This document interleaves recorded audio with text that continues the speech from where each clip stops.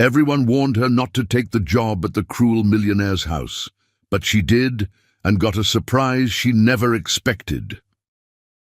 Hi, my beautiful garden of flowers. Before I say anything else, close your eyes for a second and let this prayer hold you. May every invisible battle you're fighting be met with divine strength. May your nights be softer, your mornings brighter, and your soul never feel alone again. May the angels wrap around your home like sunlight, and may every silent tear you've ever cried water the roots of a joy that's coming. You are not forgotten, you are not unseen, you are deeply loved.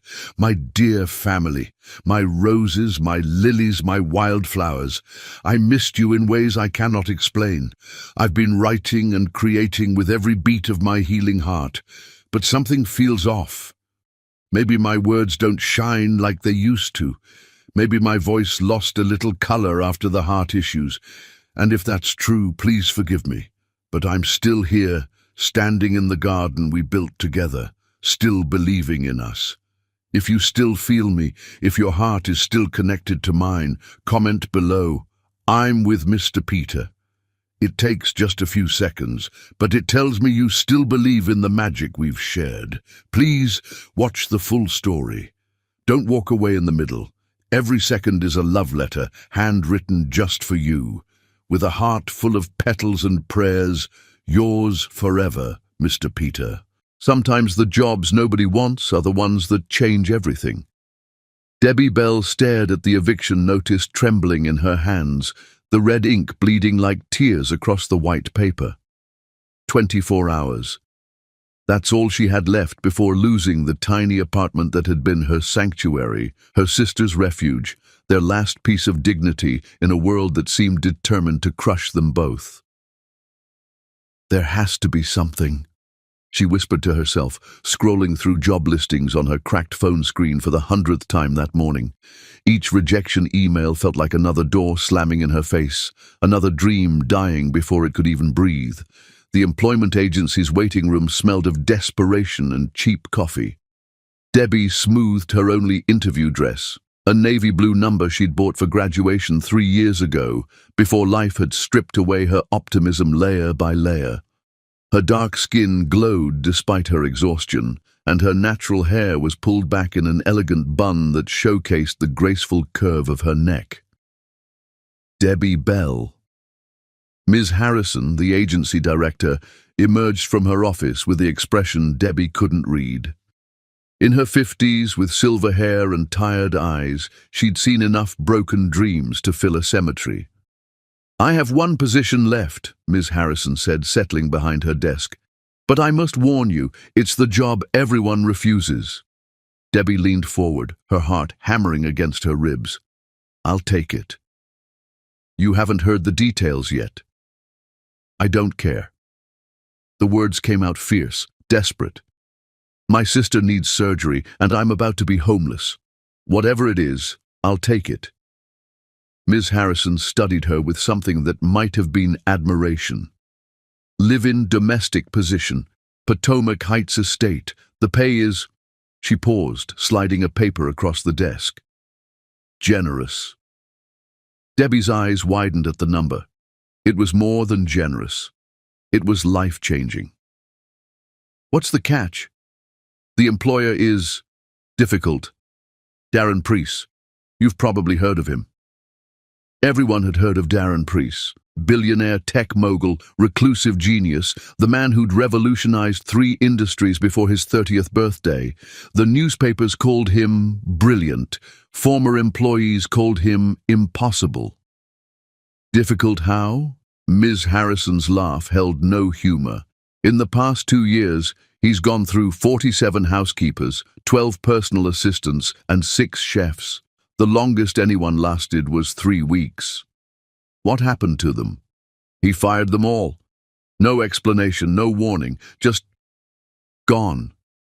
She leaned back in her chair. The man lives like a hermit in that mansion, barely speaks to anyone.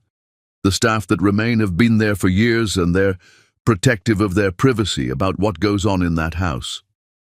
Debbie thought of Bethesda lying in that hospital bed, her beautiful sister growing weaker each day without the surgery she needed. She thought of the eviction notice, of sleeping in her car, of watching everything she'd worked for crumble to dust. When do I start? 3 hours later, Debbie stood before wrought iron gates that seemed to stretch toward heaven itself. The Priest estate was a Gothic masterpiece of stone and shadows, all sharp angles and dark windows that watched her like eyes. Ancient oak trees lined the circular driveway, their branches creating a cathedral of green above her head. Her single suitcase felt pathetic in her hand as she approached the massive front door. Before she could knock, it swung open to reveal a woman in her 60s with kind eyes and silver hair pulled into a neat chignon. "You must be Debbie," the woman said, her voice warm as honey. "I'm Georgetown Madison, the head housekeeper. Thank the Lord someone finally came." Georgetown led her through halls that belonged in a museum. Crystal chandeliers cast rainbows on marble floors, and priceless artwork adorned walls that seemed to whisper secrets. Everything was beautiful and cold, like a palace made of ice. "A few rules," Georgetown said as they climbed a grand staircase. "Mr. Priest doesn't like to be disturbed before noon. He takes his meals alone in his study. And whatever you do, don't ask him personal questions. He values his privacy above all else." "Has he really fired 47 people?" Georgetown's steps faltered. 48, actually. But it's not what you think. He's not cruel, just... She searched for the right word. Broken. They reached a bedroom that took Debbie's breath away. Soft lavender walls, a four-poster bed that could have housed royalty, and windows that overlooked gardens that seemed to stretch for miles. "This is yours," Georgetown said. "Mr. Priest insisted you have the best guest room." "He insisted? He's not a monster, dear. Just a man who's forgotten how to let people close." Georgetown's eyes held a sadness that spoke of years watching someone suffer. "Dinner is at 7. I'll show you the kitchen tomorrow, but tonight, rest. You look like you haven't slept in weeks." Debbie had just finished unpacking when a soft knock interrupted her thoughts. She opened the door to find a young man in an expensive suit, his sandy hair perfectly styled and his blue eyes curious. "You must be the new housekeeper," he said with a smile that could have launched ships. "Montgomery Capital. I'm Darren's oldest friend. Debbie Bell." She shook his outstretched hand, noting the genuine warmth in his grip. "Brave of you to take this job. Or desperate." His smile softened the words. "Either way, I'm glad you're here. He needs Montgomery." The voice cut through the air like a blade, deep and commanding. Debbie turned toward the sound and forgot how to breathe. Darren Priest stood at the end of the hallway like something carved from marble and midnight. Tall and broad-shouldered, he moved with the predatory grace of a man accustomed to owning everything he surveyed. His dark hair was slightly tousled, as if he'd been running his hands through it, and his Arctic blue eyes held depths that seemed to go on forever.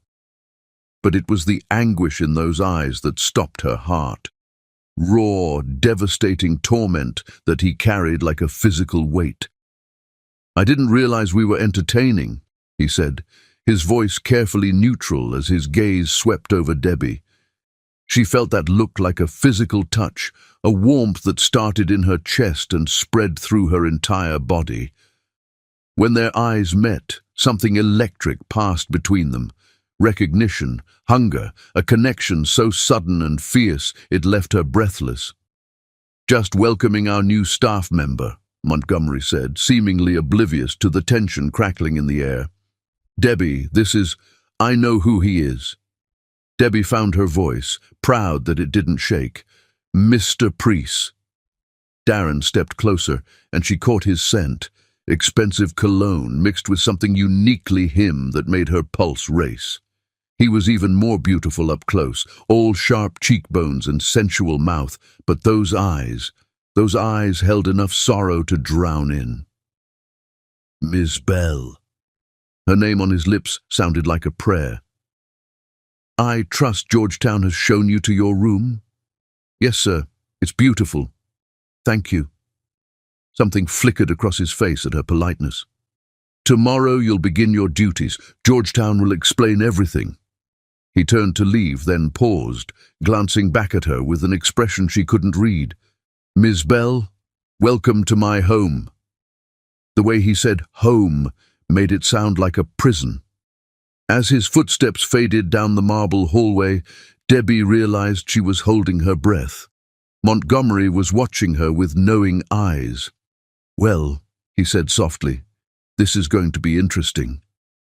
That night, as rain painted patterns on her bedroom windows, Debbie lay awake thinking about steel blue eyes and the way a stranger's pain had reached straight into her heart. She'd taken this job to save her sister, to save herself. She had no idea she was about to save someone else entirely. Outside her window, in the master suite across the garden, Darren Priest stood watching the rain and thinking about warm brown eyes that had seen straight through his carefully constructed walls. For the first time in 5 years, he wasn't thinking about the past. He was thinking about tomorrow. Chapter 2. The Fortress of His Heart. A man can build walls so high he forgets there's a world worth seeing beyond them. Dawn crept through the estate like a whispered secret, painting the marble floors in shades of gold and rose. Debbie woke to the sound of silence, a silence so complete it felt alive, pressing against her skin like velvet. In her old apartment, mornings had been chaos, traffic, neighbors arguing, sirens wailing. Here, even the birds seemed to sing in hushed tones, as if afraid to disturb the sleeping palace. She dressed quickly in her simple black uniform, her reflection in the ornate mirror looking small and uncertain. The girl staring back at her had no idea she was about to spend the day discovering that sometimes the most beautiful cages are the ones we build for ourselves. Georgetown was already in the kitchen when Debbie arrived, her silver hair catching the morning light as she moved with practiced efficiency. The kitchen was a chef's dream, all marble countertops and copper pots, with windows that overlooked gardens so perfect they seemed painted. "Good morning, dear," Georgetown said, handing her a cup of coffee that smelled like heaven. "Sleep well?" "Better than I have in months." Debbie wrapped her hands around the warm mug, inhaling the rich aroma. "This place is incredible." "It is," Georgetown agreed, but something in her tone suggested beauty came with a price. "Now, let me explain your duties." As they walked through the mansion, Georgetown painted a picture of a life lived in careful isolation. Darren's bedroom was on the 3rd floor, off limits. His private study was on the 2nd floor, also forbidden. The library, the art room, and the conservatory were his domains after sunset. "He's nocturnal," Georgetown explained as they entered a sitting room that looked like it had never been sat in. "Sleeps until noon, works until dawn, like a beautiful ghost haunting his own home." "What happened to him?" Debbie asked, running her fingers along a piano that gleamed like black water. "Montgomery said he was broken." Georgetown's face closed like a door. "That's not my story to tell, child, but I will say this. He wasn't always like this. 5 years ago, he was different, laughed more, lived more." She touched a framed photograph on the mantel, then quickly pulled her hand away. Some wounds cut so deep, they never stopped bleeding. The day passed in a rhythm of quiet tasks. Debbie dusted priceless artwork, arranged flowers that would never be admired, and prepared meals for a man who ate alone. The house felt like a mausoleum dedicated to a life half-lived. But there were signs of hidden kindness, small gestures that spoke of a heart still beating beneath the ice. The finest towels had been placed in her bathroom. A note on her dresser informed her that her sister's hospital bills had been paid in full, signed only with the initial D. When she asked Georgetown about it, the older woman just smiled knowingly. He has his ways of taking care of people, Georgetown said. He just doesn't want credit for it. As afternoon faded into evening, Debbie found herself drawn to the library. Georgetown had mentioned it was Darren's sanctuary after dark, but the golden hour light streaming through the tall windows made it irresistible. Floor-to-ceiling shelves held leather-bound treasures, and a reading nook by the fireplace looked like something from a fairy tale. She was reaching for a volume of Neruda's poetry when a voice made her freeze. "That's one of my favorites." Darren emerged from the shadows like something conjured from her dreams. He wore dark jeans and a charcoal sweater that clung to his broad shoulders, his hair slightly mussed as if he'd just woken up. But it was his eyes that captured her, those devastating Arctic blue eyes that seemed to see everything and trust nothing. "I'm sorry," she said, pulling her hand back from the shelf. "Georgetown said you used this room in the evenings. I didn't mean to intrude." "You're not intruding." He moved closer, and she caught that intoxicating scent again, sandalwood and something darker, more mysterious. "Do you enjoy poetry?" "I love it." The words came out breathless. Being this close to him did things to her pulse that should have been illegal. Pablo Neruda especially. His words are like prayers written in fire, he finished, his voice soft with something that might have been wonder.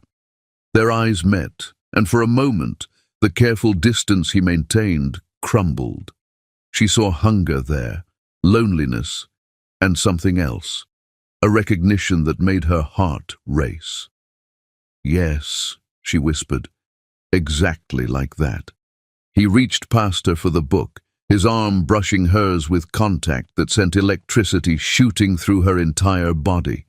She inhaled sharply and he froze, his face inches from hers. "I should go," he said, but he didn't move. "Should you?" The question hung between them like a challenge. His gaze dropped to her lips, and she felt herself leaning toward him, drawn by a force stronger than gravity. Then he stepped back, the shutters falling over his eyes like armor sliding into place. "Enjoy the poetry, Miss Bell." He was gone before she could find her voice, leaving only the scent of sandalwood and the echo of her racing heart. Dinner was a solitary affair in the kitchen with Georgetown, who seemed to sense her distraction. "He's a good man," Georgetown said suddenly, not looking up from her soup. "Whatever you're thinking about him, and I can see you're thinking, remember that. Under all that ice, he's got the kindest heart I've ever known." "He paid for my sister's surgery," Debbie said. "Why would he do that for a stranger?" "Because he knows what it's like to watch someone you love suffer and be powerless to stop it." Georgetown's voice was heavy with old grief. "He's been carrying guilt for 5 years, punishing himself for something that wasn't his fault." "What happened?" Georgetown was quiet for so long, Debbie thought she wouldn't answer. Finally, she set down her spoon and met Debbie's eyes. "He was engaged to a beautiful girl named Elena Rosewood. Society princess, kind heart, the perfect match for a billionaire's son. They were planning their wedding when—" She shook her head. "Car accident. He was driving. She died instantly. He survived without a scratch, and it's been killing him ever since." Debbie's heart shattered for the broken man upstairs. "He blames himself. Completely. Won't hear otherwise. Before Elena, he was warm, generous, full of life.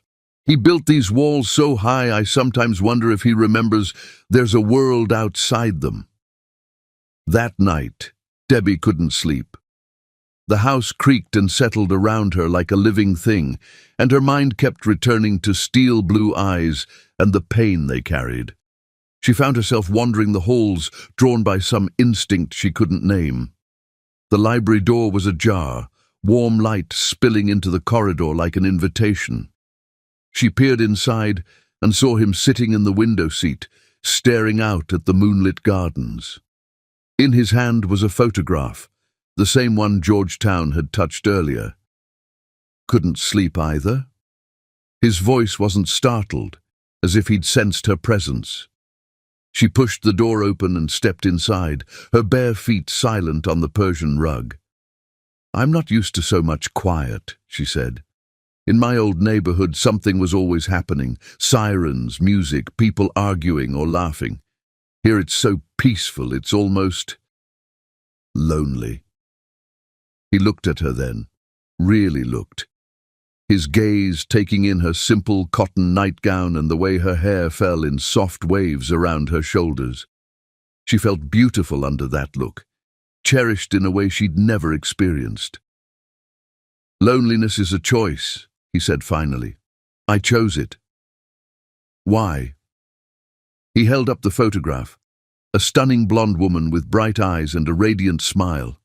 "Elena. She was everything good in this world, and I killed her." "No." The word came out fierce, surprising them both. "You didn't kill her. Accidents happen. Tragedy happens. But survival isn't a crime, and living isn't a betrayal." Something cracked in his expression, a hairline fracture in the ice. "You don't understand. She was perfect, and I was reckless. Driving too fast in the rain because I was angry about some stupid business deal. She told me to slow down, and I—" His voice broke. The last thing she said was my name. Debbie moved without thinking, crossing the space between them and kneeling beside his chair. She took his hand, the one not holding the photograph, and felt him tremble. "I'm sure she didn't blame you," she said softly. "Love doesn't work that way. She wouldn't want you to spend your life in this beautiful prison, punishing yourself for being human." He stared at their joined hands as if he'd never seen anything like it. "How can you be so sure?" "Because I've seen you," she said. "The way you paid for my sister's surgery without wanting credit. The way Georgetown talks about you like you hung the moon. The way you make sure I have everything I need while pretending you don't care. That's not the heart of a killer, Darren. That's the heart of a man who loves so deeply he's afraid of hurting anyone else." When he looked at her, his eyes were bright with unshed tears. "You see too much. I see someone worth saving." The silence stretched between them, charged with possibility. His thumb traced across her knuckles, and she felt herself falling into those blue depths. "Debbie," he whispered, her name a prayer on his lips. "Yes. Thank you for seeing me." She stayed with him until dawn painted the sky pink, neither of them speaking, her hand in his, as he finally let himself grieve. When Georgetown found them there, asleep in each other's company, she simply smiled and tiptoed away. Some walls, she thought, were meant to fall. Chapter 3. Cracks in the Ice. Thunder has a way of revealing the storms we carry inside. The tempest arrived like an uninvited guest, rolling across the Virginia sky with the fury of the gods themselves. Debbie woke to the sound of rain lashing against her windows and wind howling through the estate's ancient bones. Lightning split the darkness in violent flashes, illuminating her room in stark black and white before plunging it back into shadow. She'd been at the Priest estate for a week now, 7 days of carefully choreographed interactions with a man who seemed determined to maintain his distance even as his eyes followed her every movement. 7 days of stolen glances and conversations that danced around the edges of something neither of them dared name. But tonight felt different.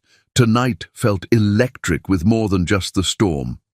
The digital clock read 2:47 a.m. when she heard it, a sound that made her blood freeze in her veins.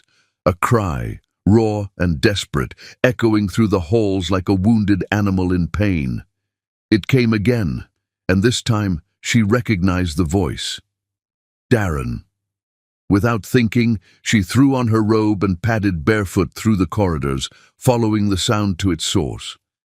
The master wing was forbidden territory, but the anguish in that cry shattered every rule Georgetown had given her.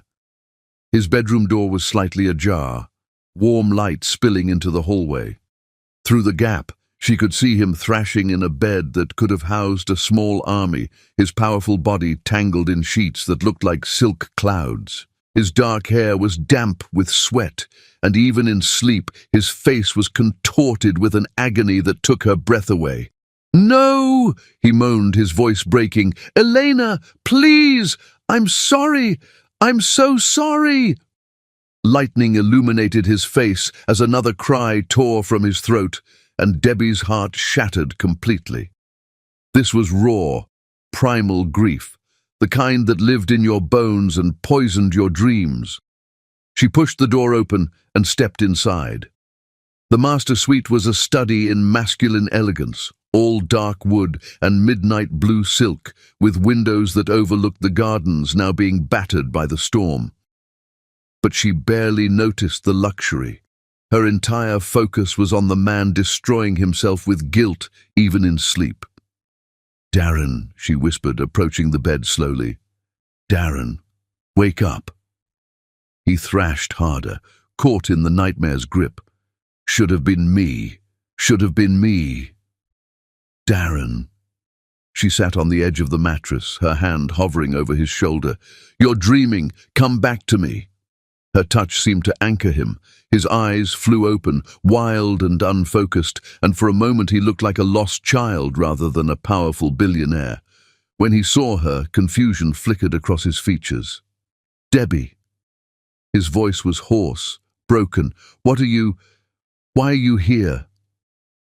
"You were having a nightmare," she said softly, her hand still resting on his shoulder. She could feel the heat of his skin through the thin cotton of his t-shirt, could feel the rapid beating of his heart. "I heard you from my room." Embarrassment flooded his face and he tried to pull away. "You shouldn't be here. This isn't appropriate." "Stop!" She tightened her grip, refusing to let him retreat. "Don't you dare apologize for being human. Don't you dare be ashamed of grieving someone you loved." Thunder crashed overhead, and he flinched as if the sound was a physical blow. She saw it then, the fear hidden beneath all that control. He was terrified of storms because storms had taken everything from him. "It was raining that night," he whispered, his eyes distant. "Just like this. She said we should wait, that the roads were too dangerous. But I was angry about the Peterson merger falling through, and I thought I knew better. I always thought I knew better." "Tell me about her," Debbie said, settling more comfortably on the bed. "Tell me about Eleanor." For a moment she thought he would refuse. Then an emotion in her eyes, compassion maybe, or simple human kindness, seemed to break the last of his resistance. "She was sunshine," he said, his voice soft with memory. Literally sunshine in human form. Golden hair, bright laugh, always saw the best in everyone. She volunteered at children's hospitals and animal shelters. She made me want to be better than I was. She sounds wonderful. She was perfect, and I was. He struggled for words. Driven, obsessed with success. I worked 18-hour days and expected her to understand. She never complained, never asked for more than I could give.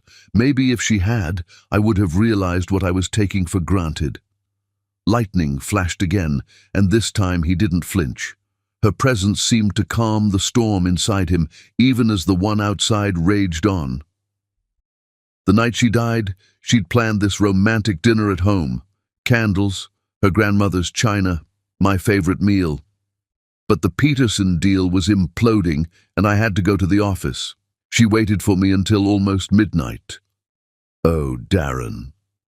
When I finally got home, she was still awake, still waiting. She'd saved my dinner in the oven, and she smiled like she wasn't disappointed at all. That's when I knew I had to make it up to her, so I suggested we drive to our favorite spot overlooking the city. She said the weather was too dangerous, but I insisted. I was used to getting my way. His hands clenched into fists, knuckles white with tension.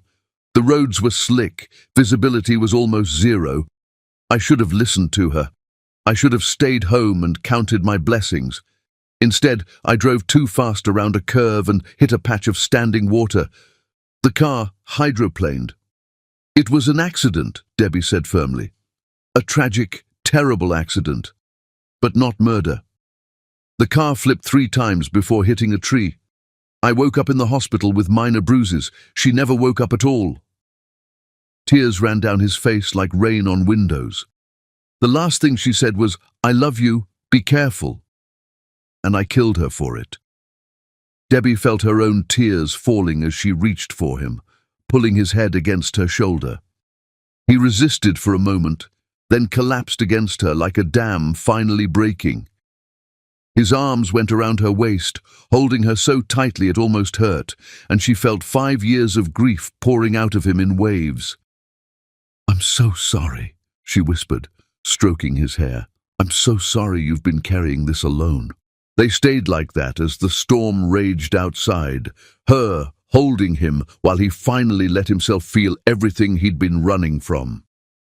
When the tears finally stopped, he didn't pull away.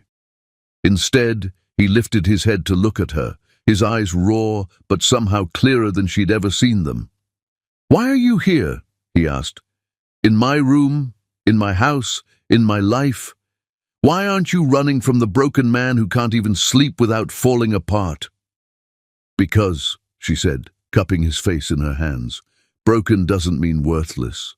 It means human, and you're the most beautifully human person I've ever met." Before she could lose her nerve, she leaned down and pressed her lips to his forehead, a soft benediction that tasted like forgiveness. He inhaled sharply, his hands tightening on her waist. "Debbie," he breathed, her name a prayer and a plea. "I'm here," she whispered against his skin. "I'm not going anywhere."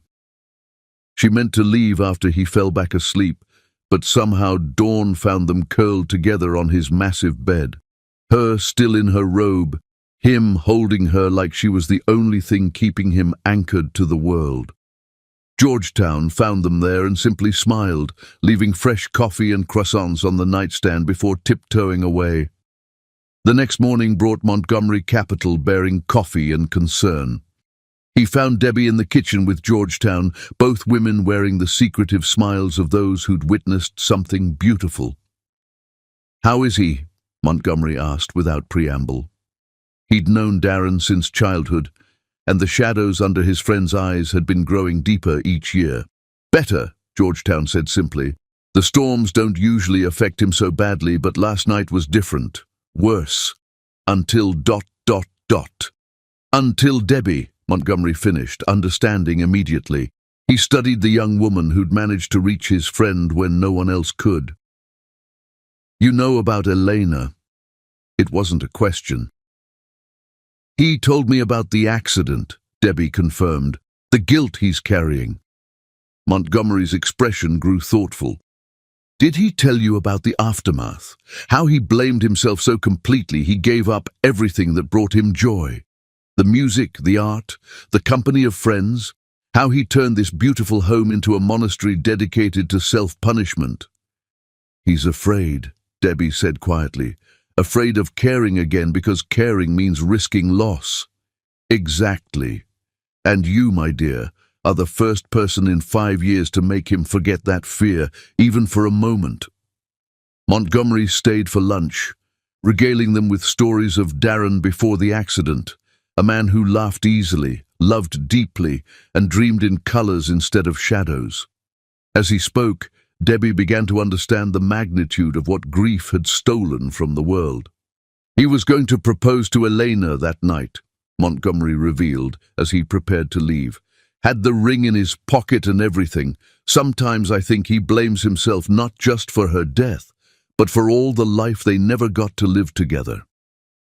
That afternoon, while Darren worked in his study, Debbie began a new ritual. She left small notes around the house, in books he might read, beside his coffee cup, tucked into the piano bench where he sometimes sat to stare at the keys he no longer played. "The music in you is still there, waiting to be heard again." Elena's love didn't die with her. It lives in every kindness you show. Healing doesn't dishonor the past. It honors the future she wanted for you.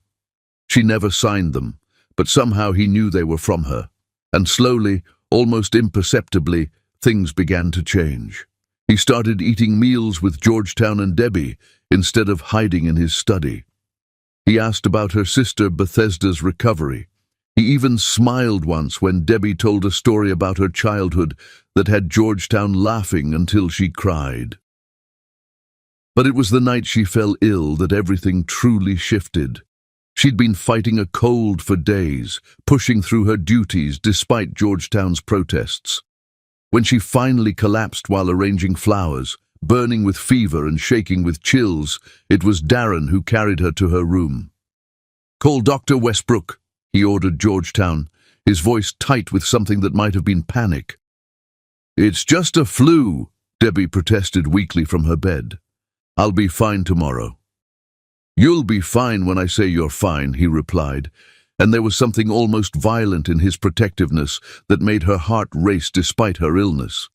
Dr. Westbrook confirmed it was indeed just flu, but Darren refused to leave her side. He brought her soup that he'd made himself, clumsy but edible, and cool cloths for her fever. When she was too weak to hold a cup, he helped her drink water, his strong hands infinitely gentle. "You don't have to stay," she whispered as evening fell. "I'm sure you have important things to do." "Nothing is more important than this," he said simply. "Than you."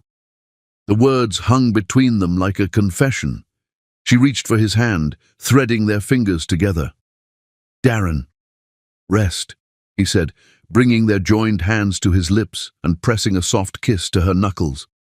"I'll be here when you wake up." She did wake up, several times throughout the night, and each time he was there, reading in the chair beside her bed, or simply watching her with an expression so tender it took her breath away. Once, she woke to find him asleep in the chair, still holding her hand, and she realized something that made her heart soar and terrify her in equal measure. She was falling in love with him, and from the way he looked at her, the way he touched her, the way he'd opened his heart to her in the darkness of that storm-torn night, she was beginning to believe he might be falling too. The ice around his heart was cracking, letting in light for the first time in 5 years. And Debbie was that light. Chapter 4. Dancing in the Moonlight. Some nights are ordinary, and some nights change everything. The trick is recognizing which is which before it's too late. The Priest estate had been transformed into something from a fairy tale, all glittering lights and whispered elegance. Crystal chandeliers cast rainbow prisms across marble floors, white roses cascaded from every surface like fallen stars, and the air hummed with the kind of anticipation that only comes before something magical. Debbie stood at her bedroom window, watching the preparation for Darren's annual charity gala unfold below. Staff members she'd never seen before moved like dancers across the grounds, setting up a stage in the garden and draping silk around anything that would hold still long enough. It was beautiful and intimidating in equal measure, a reminder that Darren's world was one of power and privilege, while hers was built on struggle and hope. "It's something, isn't it?" Georgetown appeared beside her, her arms full of fresh linens. "He throws this gala every year for the Elena Rosewood Foundation, children's cancer research. She would have loved it. He named a foundation after her? 3 months after the funeral. Donated $50 million and hasn't stopped since. It's his way of keeping her memory alive while helping other families avoid what he couldn't prevent." Georgetown's voice was soft with pride. "That man has saved more lives than he'll ever admit." A knock at the door interrupted them. Langley Pentagon, Darren's devoted assistant, stood in the hallway looking harried and slightly desperate. His usually perfect hair was disheveled, and his tie was askew. "Ms. Bell, thank God, I need your help." "What's wrong?" "The event coordinator just called. Emergency appendectomy. She's in surgery and won't be available to oversee tonight's gala." Langley ran his hands through his hair. We have 300 guests arriving in 4 hours, including senators, foreign dignitaries, and enough billionaires to fund a small country. Mr. Priest will have my head if this goes badly. What do you need me to do? Everything, he said simply. You've been watching the preparations all week. You know what she planned. I'll handle the technical details, but I need someone to coordinate the staff, make sure the timing runs smoothly, handle any crisis that comes up. Debbie's first instinct was to refuse. She was a housekeeper, not an event planner. But then she thought of Darren, of how much this foundation meant to him, of the children who would benefit from tonight's donations. I'll do it. The next 4 hours passed in a whirlwind of organized chaos. Debbie found herself directing caterers, adjusting flower arrangements, and solving problems she never could have imagined. When the string quartet arrived with the wrong sheet music, she helped them transpose Elena's favorite songs from memory. When the ice sculpture began melting faster than expected, she coordinated a last-minute replacement.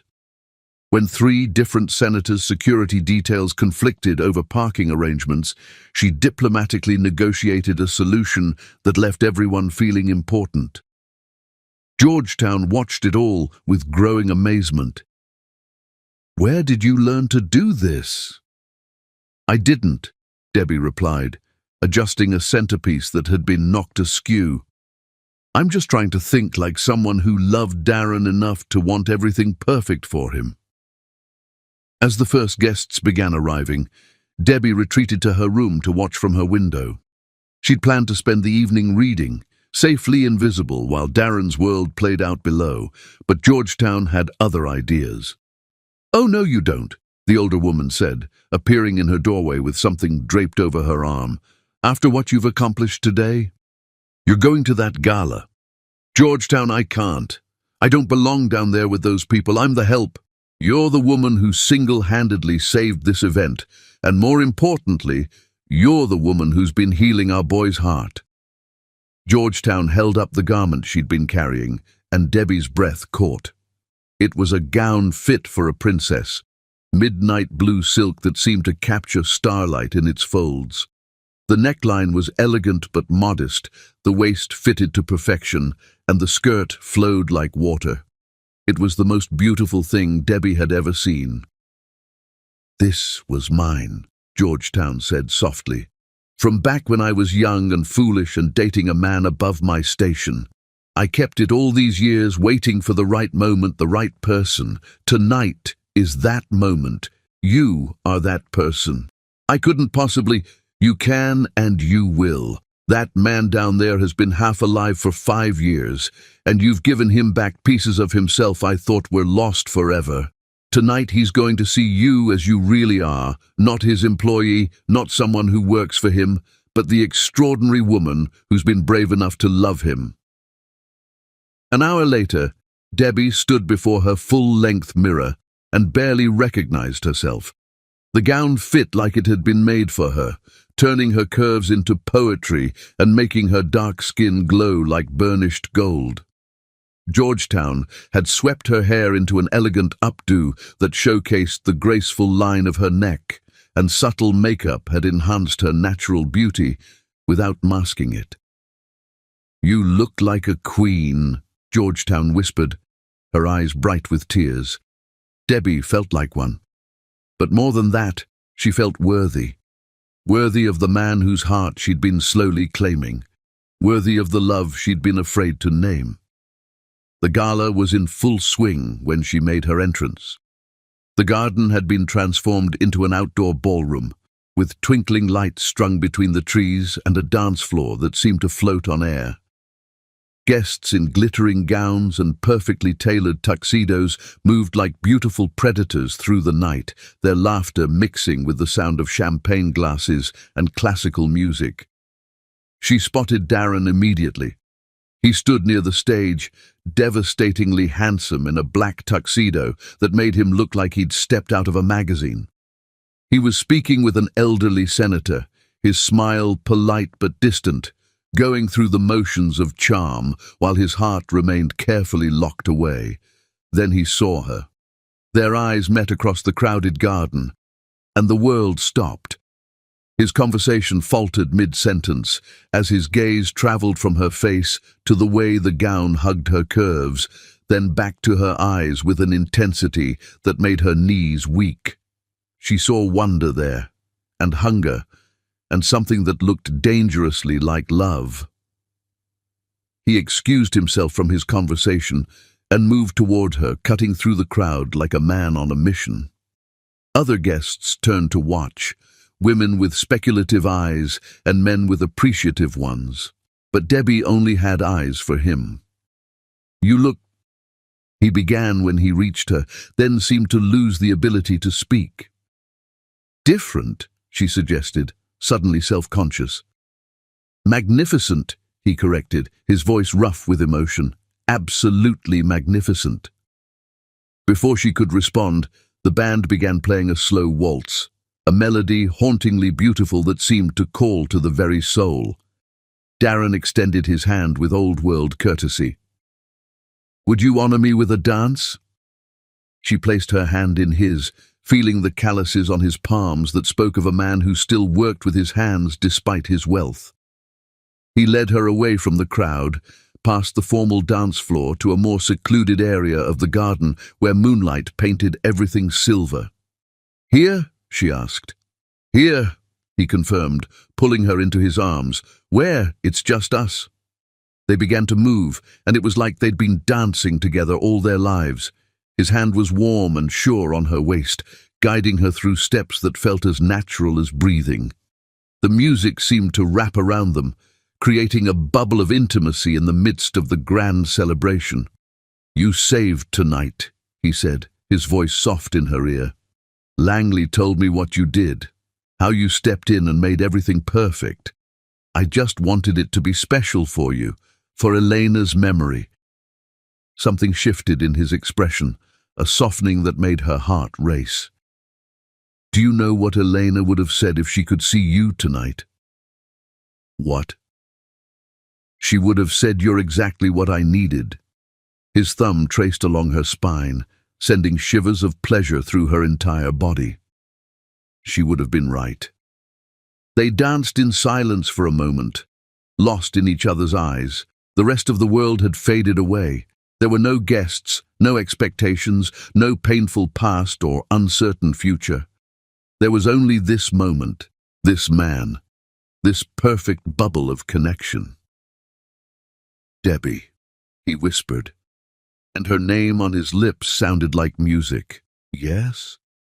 "I need you to know something." He pulled her closer until she could feel the warmth of his body through his tuxedo, could smell his intoxicating scent mixed with night-blooming jasmine. "These past weeks, you've given me something I thought I'd lost forever." "What's that?" "Hope." His forehead touched hers, their breaths mingling in the moonlight. "Hope that maybe I can be more than my grief. Maybe I can be worthy of..." "Of what?" "Of you." The words hung between them like a promise. She could see the vulnerability in his eyes, the fear of loving again warring with the need to be whole. Without thinking, she reached up to cup his face, her thumb tracing the sharp line of his cheekbone. "Darren," she breathed. He was leaning down, his lips a breath away from hers, when a voice cut through the night like a blade. "Well, well, isn't this intimate?" They sprang apart as if burned, turning toward the source of the interruption. A woman emerged from the shadows, tall, blonde, and beautiful in the way that suggested expensive maintenance. Her red dress was cut to perfection, her jewelry could have funded a small nation, and her smile held all the warmth of Arctic wind. "Arlington," Darren said, his voice carefully neutral. "I didn't expect to see you here." Arlington Embassy moved toward them with predatory grace, her calculating eyes taking in every detail of Debbie's appearance. "Darling, you know I never miss your little charity events, though I must say the entertainment this year is interesting." The way she said entertainment made it clear she considered Debbie exactly that, a temporary amusement for a grieving man. "Arlington Embassy," Darren said formally. "Meet Debbie Bell." "Oh, I know exactly who she is," Arlington purred, extending a perfectly manicured hand. "The new housekeeper. Though I must say, Georgetown's uniform policy has certainly evolved." The insult was delicately delivered, but unmistakable. Debbie felt the magic of the evening draining away like water through her fingers. "It's a pleasure to meet you," Debbie said politely, refusing to let this woman see how deeply the barb had cut. "I'm sure it is." Arlington's smile could have frozen fire. "Darren, darling, we need to talk about the Rosewood merger, among other matters. Privately." The way she said privately left no doubt that Debbie was being dismissed. But it was the name Rosewood that hit like a physical blow. Elena's family name. Whatever Arlington wanted to discuss, it involved Darren's dead fiancée. "Of course," Darren said, though something in his voice suggested reluctance. "Debbie, would you excuse us?" She wanted to say no, wanted to fight for the moment they'd been building, for the words he'd been about to speak, for the kiss that had been trembling between them like a butterfly waiting to land. But she was still the housekeeper, still the woman who didn't belong in this glittering world, and Arlington Embassy was clearly someone who did. "Of course," she said, proud that her voice didn't shake. "Thank you for the dance." She walked away with her head high, feeling Arlington's triumphant gaze burning into her back. Behind her, she heard the other woman's laugh, musical and cold as winter wind. "Really, Darren," Arlington was saying as Debbie retreated toward the house. "She's lovely, I'm sure, but don't you think Elena deserves better than to have her memory replaced by the hired help?" Debbie didn't wait to hear his response. She couldn't bear to. As she climbed the stairs to her room, the beautiful gown suddenly felt like a costume she had no right to wear.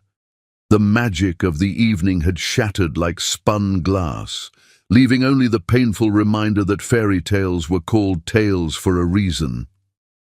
Outside her window, the gala continued without her, and she wondered if she'd imagined the love she'd thought she'd seen in Darren's eyes. Perhaps Arlington was right. Perhaps she was just entertainment, a temporary distraction for a man still devoted to a ghost. But even as doubt poisoned her thoughts, she couldn't forget the way he'd held her, the way her name had sounded like a prayer on his lips, the way he'd looked at her like she was his salvation. Some cracks in the ice, she told herself, were worth the risk of drowning, even if it meant her heart might break in the process. Chapter 5. The Weight of Secrets. Truth has a way of surfacing when you least expect it, like sunlight breaking through storm clouds when you've forgotten what warmth feels like. The morning after the gala dawned grey and subdued, as if the sky itself was mourning the magic that had been interrupted. Debbie stood in her simple uniform again, the midnight blue gown hanging in her closet like a beautiful dream. She wasn't sure she'd really lived. The memory of Darren's arms around her, the words he'd almost spoken, felt fragile as spun glass in the harsh light of day.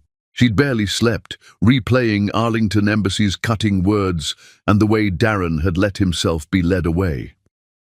By dawn, she'd convinced herself that the moment in the garden had been nothing more than moonlight and wishful thinking, a fantasy born of loneliness and hope.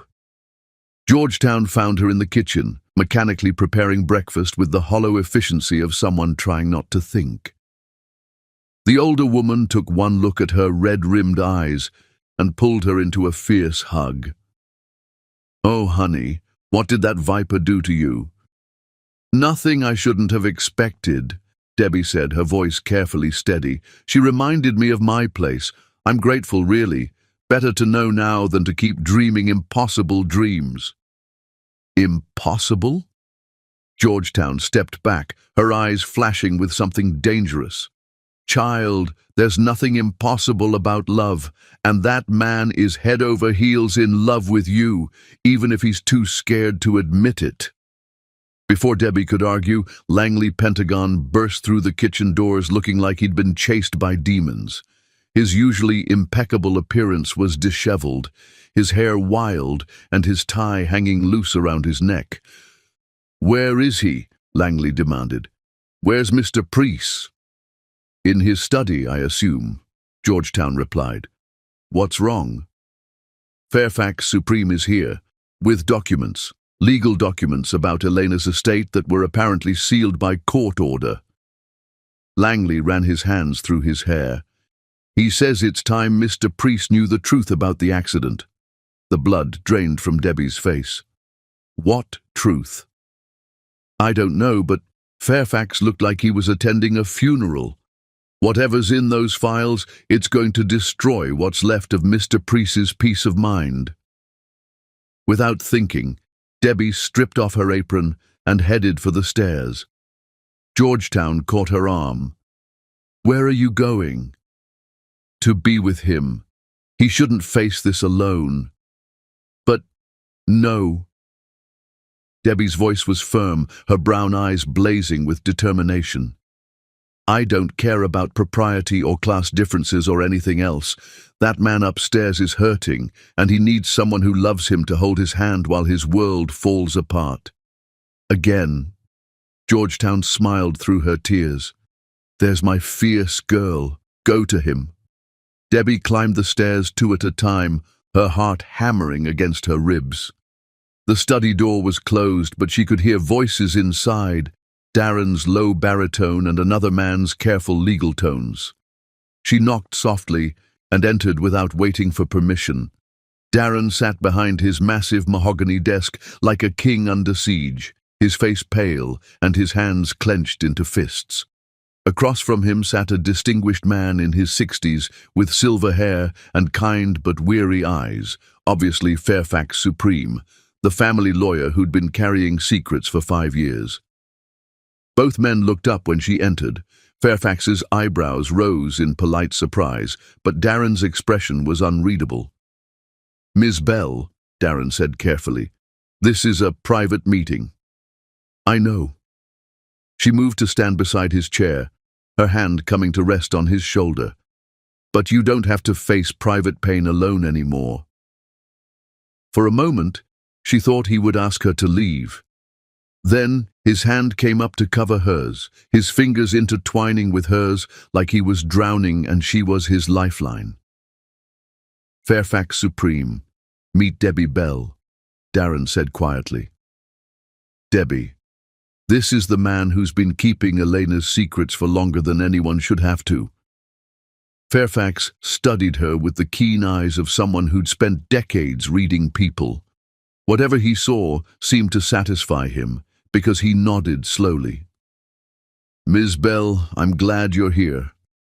What I'm about to tell Mr. Priest, well, it's the kind of truth that changes everything. He'll need someone who cares about him to help process it." "What truth?" Darren asked, his voice barely above a whisper. Fairfax opened the thick folder he'd brought and pulled out a medical report. His hands shook slightly as he placed it on the desk. The autopsy report on Elena, the real one, not the preliminary findings that were released to the family. Darren's grip on Debbie's hand tightened until it was almost painful. "What do you mean, the real one?" "Elena didn't die from injuries sustained in the car accident," Fairfax said gently. "She suffered a massive brain aneurysm, a congenital defect that had existed since birth. It ruptured while you were driving, causing her to lose consciousness instantly. That's why she couldn't respond when you tried to wake her after the crash. She was already gone." The silence in the room was deafening. Debbie felt Darren's whole body go rigid, his breathing becoming shallow and rapid. "What are you saying?" Darren's voice was barely human. "I'm saying the accident didn't kill her, son. The aneurysm did. Even if you'd been sitting safely at home, even if she'd been in the best hospital in the world surrounded by the finest doctors, she would have died. There was nothing anyone could have done. Debbie watched the color drain completely from Darren's face as the words sank in. 5 years of guilt, 5 years of self-imposed exile, 5 years of believing he was a murderer, all built on a lie. But she was talking to me. She said my name right before the aneurysm ruptured, yes. The medical examiner estimates she died within seconds of losing consciousness. She felt no pain from the crash, Mr. Priest. She was already at peace. Darren's hands began to shake. Why didn't you tell me this 5 years ago? Fairfax's face crumpled with old regret. Elena's father requested the report be sealed. He was dealing with his own grief and guilt. He knew about the family history of aneurysms, but never told Elena because he didn't want her to live in fear. When she died, he couldn't bear the thought of you knowing that he'd essentially condemned his daughter to death by keeping silent. So he let me believe I killed her instead, Darren said, his voice hollow. He thought it would be easier for you to blame yourself for a tragic accident than to blame him for a genetic time bomb. He was wrong, obviously. But grief makes people do incomprehensible things. Debbie felt tears streaming down her face as she watched the man she loved grapple with this earth-shattering revelation. All those nights of nightmares, all that self-imposed isolation, all that beautiful life wasted on guilt that was never his to carry. She was dying anyway, Darren whispered, more to himself than to them. All this time, she was dying anyway. Yes, Fairfax confirmed gently. And according to the doctors who reviewed the case, she died peacefully. No pain, no fear. One moment she was with the man she loved, the next she was simply gone. Something broke in Darren then, not the shattering of more pain, but the cracking open of a prison he'd built around his own heart. He buried his face in his hands and wept, but these tears were different from the ones Debbie had witnessed during the storm. These were tears of release, of 5 years of agony finally flowing out of him like poison from a wound. Debbie knelt beside his chair, wrapping her arms around him as he sobbed. "It's okay," she whispered. "It's okay to let it go now. It was never your fault. It was never your fault." Fairfax quietly gathered his papers and slipped from the room, leaving them alone with the truth that had finally set them free. When the tears finally stopped, Darren lifted his head to look at her. His eyes were red and swollen, but for the first time since she'd known him, they weren't haunted. The shadows that had lived there for 5 years were finally lifting. "I'm not a murderer," he said wonderingly, as if testing the words. "You never were," she replied firmly. "You were just a man who loved someone so much that you'd rather carry the weight of the world than let her memory suffer." He cupped her face in his hands, his thumbs tracing the tears on her cheeks. "Do you know what this means?" "What?" "It means I'm free to love again, free to love you." Before she could respond, his lips found hers in a kiss that tasted of salt and redemption and promises yet to be made. It was soft at first, tentative, as if he couldn't quite believe he was allowed to have this. But when she kissed him back with all the love she'd been hiding in her heart, he deepened it, pouring 5 years of pent-up emotion into the connection between them. When they finally broke apart, both breathless, he rested his forehead against hers. "I love you," he whispered, the words falling between them like benedictions. "God help me, I think I've loved you since that first night when you saw straight through all my walls and refused to be afraid of what you found." "I love you too," she replied, her voice breaking with the beauty of finally being able to say it. "I've been trying not to fall for weeks, but you made it impossible. The way you hide your kindness, the way you carry other people's pain, the way you see beauty in everything except yourself. How could I not love you?" He kissed her again, harder this time, with the desperate hunger of a man who'd been starving for years and finally found sustenance. His hands tangled in her hair, pulling her closer until there was no space left between them. "Marry me," he said against her lips, the words tumbling out like they'd been waiting years to be spoken. "What?" She pulled back to stare at him, sure she'd misheard. "Marry me," he repeated, his voice stronger now, more certain. "I know it's crazy. I know we've only known each other a few weeks, but Debbie, you saved my life. You brought me back from the dead. I don't want to waste another day pretending I don't need you like I need air to breathe." "Darren, I know I'm damaged goods. I know I come with enough baggage to sink a ship. But I also know that I've never felt for anyone, not even Elena, what I feel for you. You don't just complete me, you make me better than I ever dreamed of being." She looked into his eyes and saw her future there. Not perfect, perhaps, but real and beautiful and worth fighting for. This man who'd been broken by loss and healed by love, who'd learned to trust again because she'd been brave enough to love him through his darkness. "Yes," she whispered, watching joy transform his face into something radiant. "Yes, I'll marry you." He spun her around, both of them laughing through their tears, and she realized that sometimes the most beautiful love stories weren't about perfect people finding each other. They were about broken people choosing to heal together, choosing to build something new from the ashes of what came before. Outside the study windows, the grey sky was finally beginning to clear, letting the first rays of sunshine through in what felt like forever. Like hope, Debbie thought as Darren kissed her again. Like love, finally coming home. Chapter 6.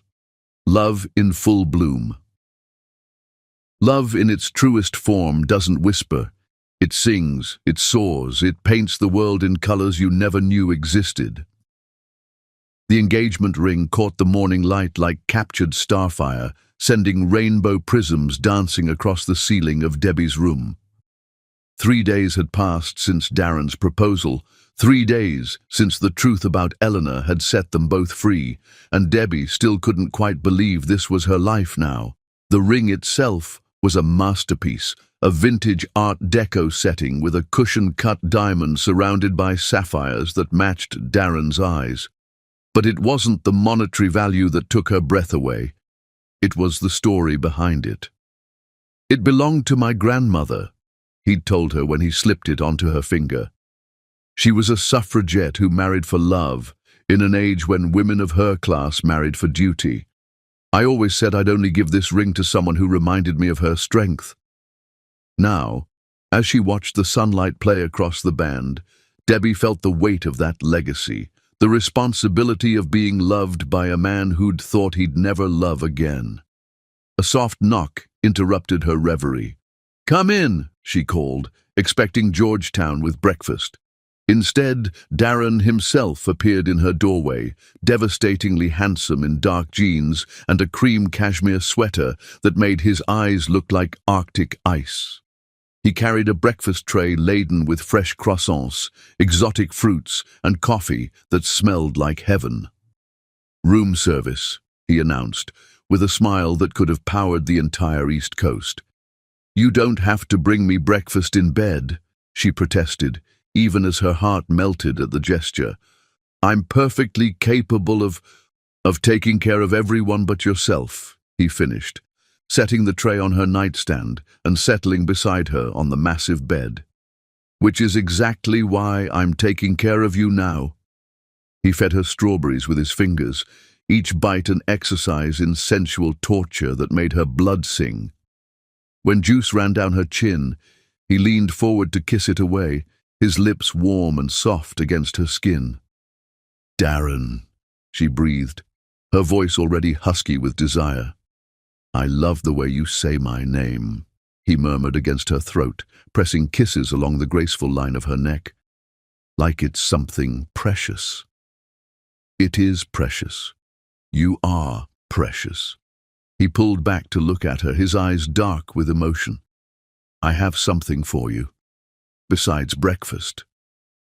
You don't need to give me anything else. You've already given me everything. This is different." He reached into his pocket and pulled out a small velvet box, different from the ring box, older somehow. This belonged to Eleanor.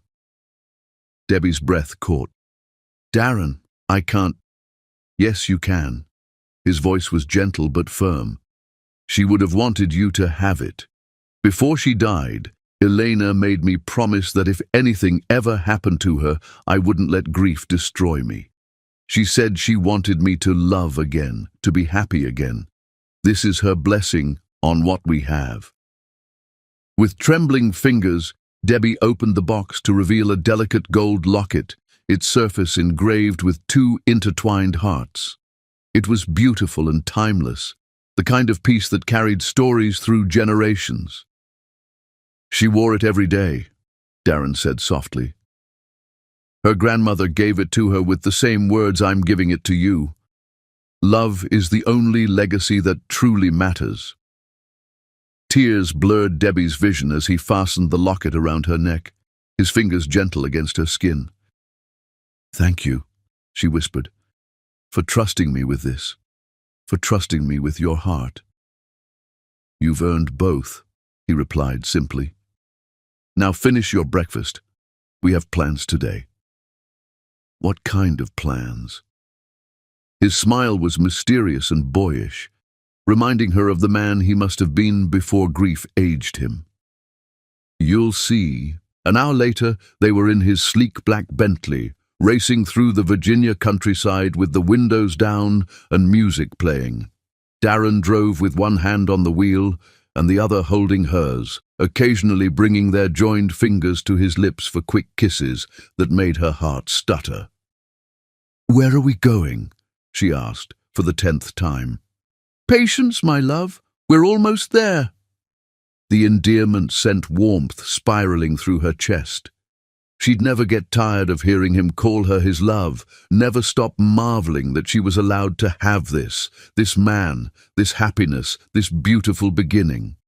Their destination turned out to be a private airfield where a helicopter waited, its pilot already performing pre-flight checks. Debbie stared at the sleek aircraft with a mixture of excitement and terror. "Please tell me you're not planning to fly that yourself," she said. Darren laughed, the sound rich and free. "I'm many things, but I'm not a pilot. That honor belongs to Captain Martinez, who's been flying me around for 8 years without a single incident." The helicopter ride was both terrifying and magical, lifting them above the world until everything below looked like a miniature landscape painted by the gods. Darren pointed out landmarks as they flew. His office building in downtown D.C., the Potomac River, winding like a silver ribbon through the countryside. And finally, their destination. "A vineyard?" Debbie asked as they landed in a field surrounded by rolling hills covered in grapevines. "Not just any vineyard," Darren replied, helping her down from the aircraft. "This is where I want to marry you." The venue was breathtaking, a family-owned winery with a stone farmhouse that looked like it had been transplanted from Tuscany. The owner, a warm Italian woman named Sophia, greeted them like old friends and walked them through gardens that seemed designed by angels. "We could have the ceremony here," Sophia said, gesturing to a natural amphitheater formed by ancient oak trees. The reception in the vineyard itself, with lights strung between the vines. Very romantic, very magical. "What do you think?" Darren asked Debbie, but she was speechless. It was perfect, rustic but elegant, intimate but grand, the kind of place where fairy tale weddings actually happened. "I think," she said slowly, "that Eleanor would have loved it." His smile was radiant. She would have. She loved places where you could feel the history in the stones, where generations of love had blessed the ground. They spent the afternoon planning their wedding, a small intimate affair with just family and close friends, no society photographers, no 6-course meals designed to impress, just love, pure and simple, surrounded by the people who mattered most. "I want to meet your sister," Darren said as they flew home, his thumb tracing circles on her palm. and your best friend. Anyone who's important to you is important to me." "They're going to love you," Debbie replied, though privately she worried about the opposite. Would Bethesda and Alexandria Potomac think she was moving too fast? Would they see Darren as a rebound from grief rather than the love of her life? "And I want you to meet Montgomery's family and Georgetown's grandchildren and all the people who've been my family when blood relatives failed me." His voice grew serious. "I want to build something with you, Debbie. Not just a marriage, but a life. A real life with Sunday dinners and anniversary traditions, and maybe someday—" He trailed off, suddenly shy. "Maybe someday what?" "Children," he said softly. "I know it's presumptuous to assume you want them, but I can't help imagining a little girl with your eyes and your fierce heart, or a boy with your compassion and stubborn streak." The image hit her like a physical blow. Beautiful children with Darren's intelligence and her determination, raised in love and security, never knowing the kind of struggle she'd fought through her whole life. "I want that too," she whispered. "All of it. Everything with you." That evening, they hosted their first dinner party as an engaged couple. Alexandria Potomac and Bethesda came from the city, along with Montgomery Capital and his wife Celeste, Georgetown and her daughter River, and Langley Pentagon with his partner James. Debbie had been nervous about the mixing of their worlds, but she needn't have worried. Darren charmed her sister with stories about the Foundation's work with children's hospitals, and won over Alexandria by asking intelligent questions about her job as a social worker. By the end of the evening, even skeptical Bethesda was calling him Big Brother and making him promise to walk her down the aisle at her own future wedding. "He's perfect for you," Alexandria whispered, as they cleared dishes in the kitchen. "I've never seen you so happy, so radiant. You're glowing like you swallowed the sun." "I feel like I did," Debbie replied, watching through the window as Darren helped Bethesda with her physical therapy exercises. Her sister had been weakened by her illness, but Darren was infinitely patient, encouraging her through each movement with the same gentle strength he'd shown Debbie during her own vulnerable moments. "When's the wedding?" Bethesda asked later as Darren drove them back to the city. 2 weeks, Debbie replied. "We don't want to wait." "Good," her sister said firmly. "Life's too short to waste time when you find something real." But even as happiness surrounded them like golden light, shadows were gathering that none of them could see. In a glass tower downtown, Rockville Senate was studying photographs taken by a private investigator, images of Darren and Debbie at the vineyard, holding hands as they planned their future. "So," Rockville said to his assistant, his voice cold as winter, "the grieving billionaire has found himself a new obsession. How convenient. What do you want to do about it, sir?" Rockville's smile was sharp enough to cut glass. "Nothing. Yet. But love makes people vulnerable, and vulnerable people make mistakes. When they do, I'll be ready." The photographs went into a file labeled insurance policy, and the file went into a safe that contained the secrets powerful men used to destroy each other. Because Rockville Senate hadn't built his empire by playing fair, and he wasn't about to let Darren Priest's happiness stand in the way of his ambitions. Love might conquer all, but money and power had their own ways of winning wars. The storm clouds were gathering, even if the lovers were too blinded by happiness to see them coming. But for now, in the sanctuary of Darren's estate, with wedding plans scattered across the dining room table and the future stretching before them like an endless summer day, they were invincible. Or so they believed. Chapter 7. When the world turns against us. Sometimes love's greatest test isn't whether you can weather the storm together, but whether you're brave enough to face the hurricane alone. The scandal erupted like a bomb detonating in their perfect world, shattering everything beautiful they'd built with the precision of a master demolition expert. Debbie woke to the sound of her phone buzzing incessantly against the nightstand. The screen lit up with dozens of missed calls and text messages that made her blood turn to ice. The first headline made her stomach drop. Billionaire's desperate rebound. Tech mogul Darren Preece engaged to former housekeeper months after tragic fiancé's death. The second made her hands shake. From servant to socialite, gold digger's guide to landing a grieving billionaire. The third made her want to disappear entirely. Exclusive photos, Preece's Cinderella story or calculated con game. The images splashed across every tabloid and gossip website were intimate moments stolen and twisted into poison. Their helicopter trip to the vineyard captioned as expensive bribes. Their engagement dinner labeled as introducing the help to high society. Their tender moments in the garden described as manipulation tactics of a fortune hunter. Her phone rang again.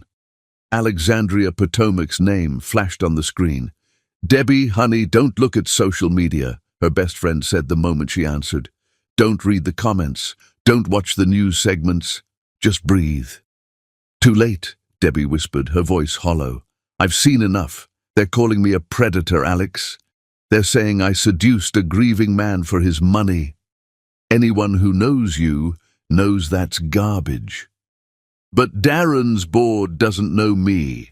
His investors don't know me. The whole world is seeing these headlines and thinking—" She couldn't finish the sentence.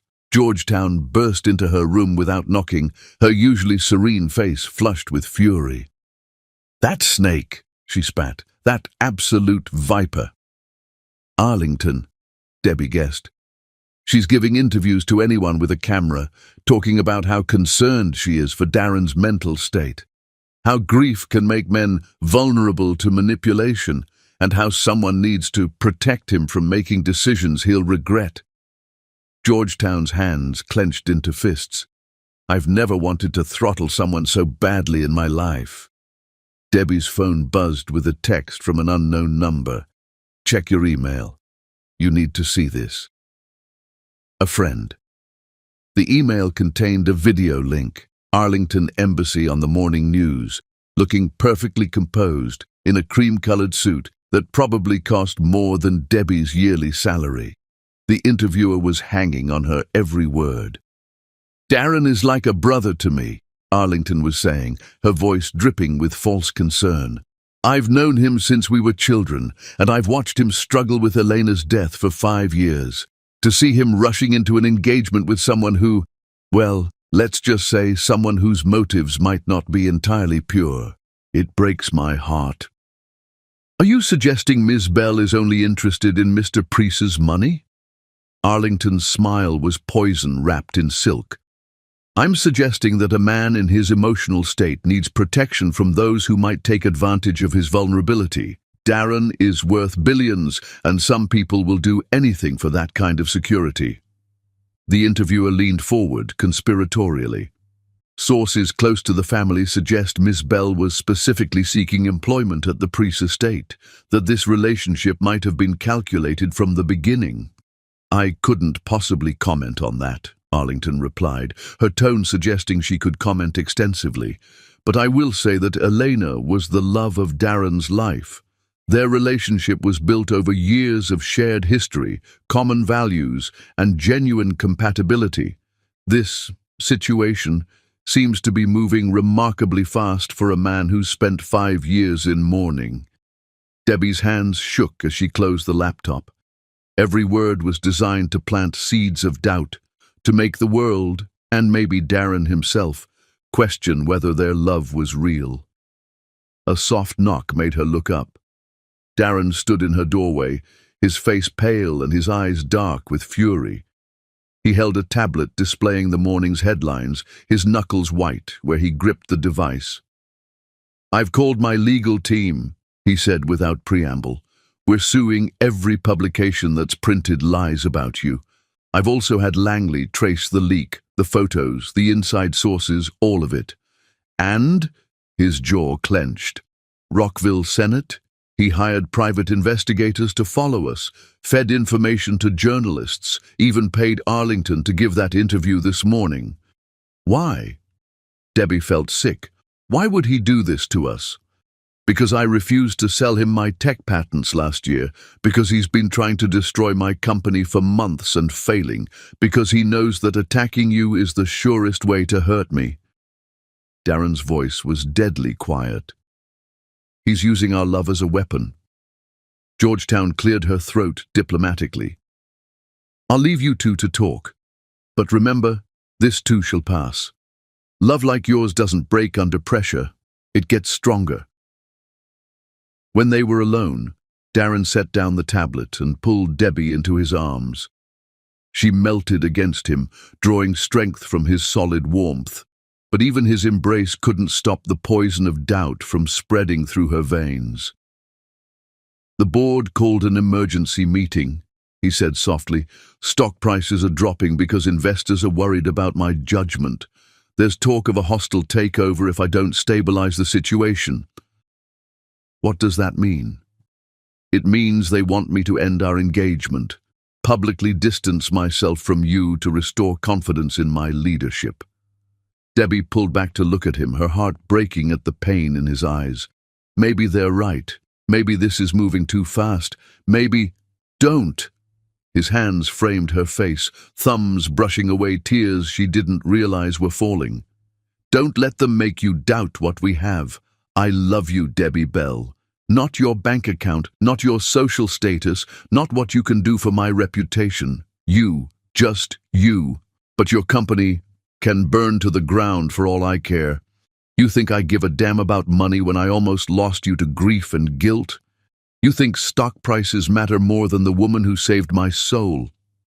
Before she could respond, Langley appeared in the doorway, his face grim. Sir, we have a problem. Reporters are gathering at the front gates.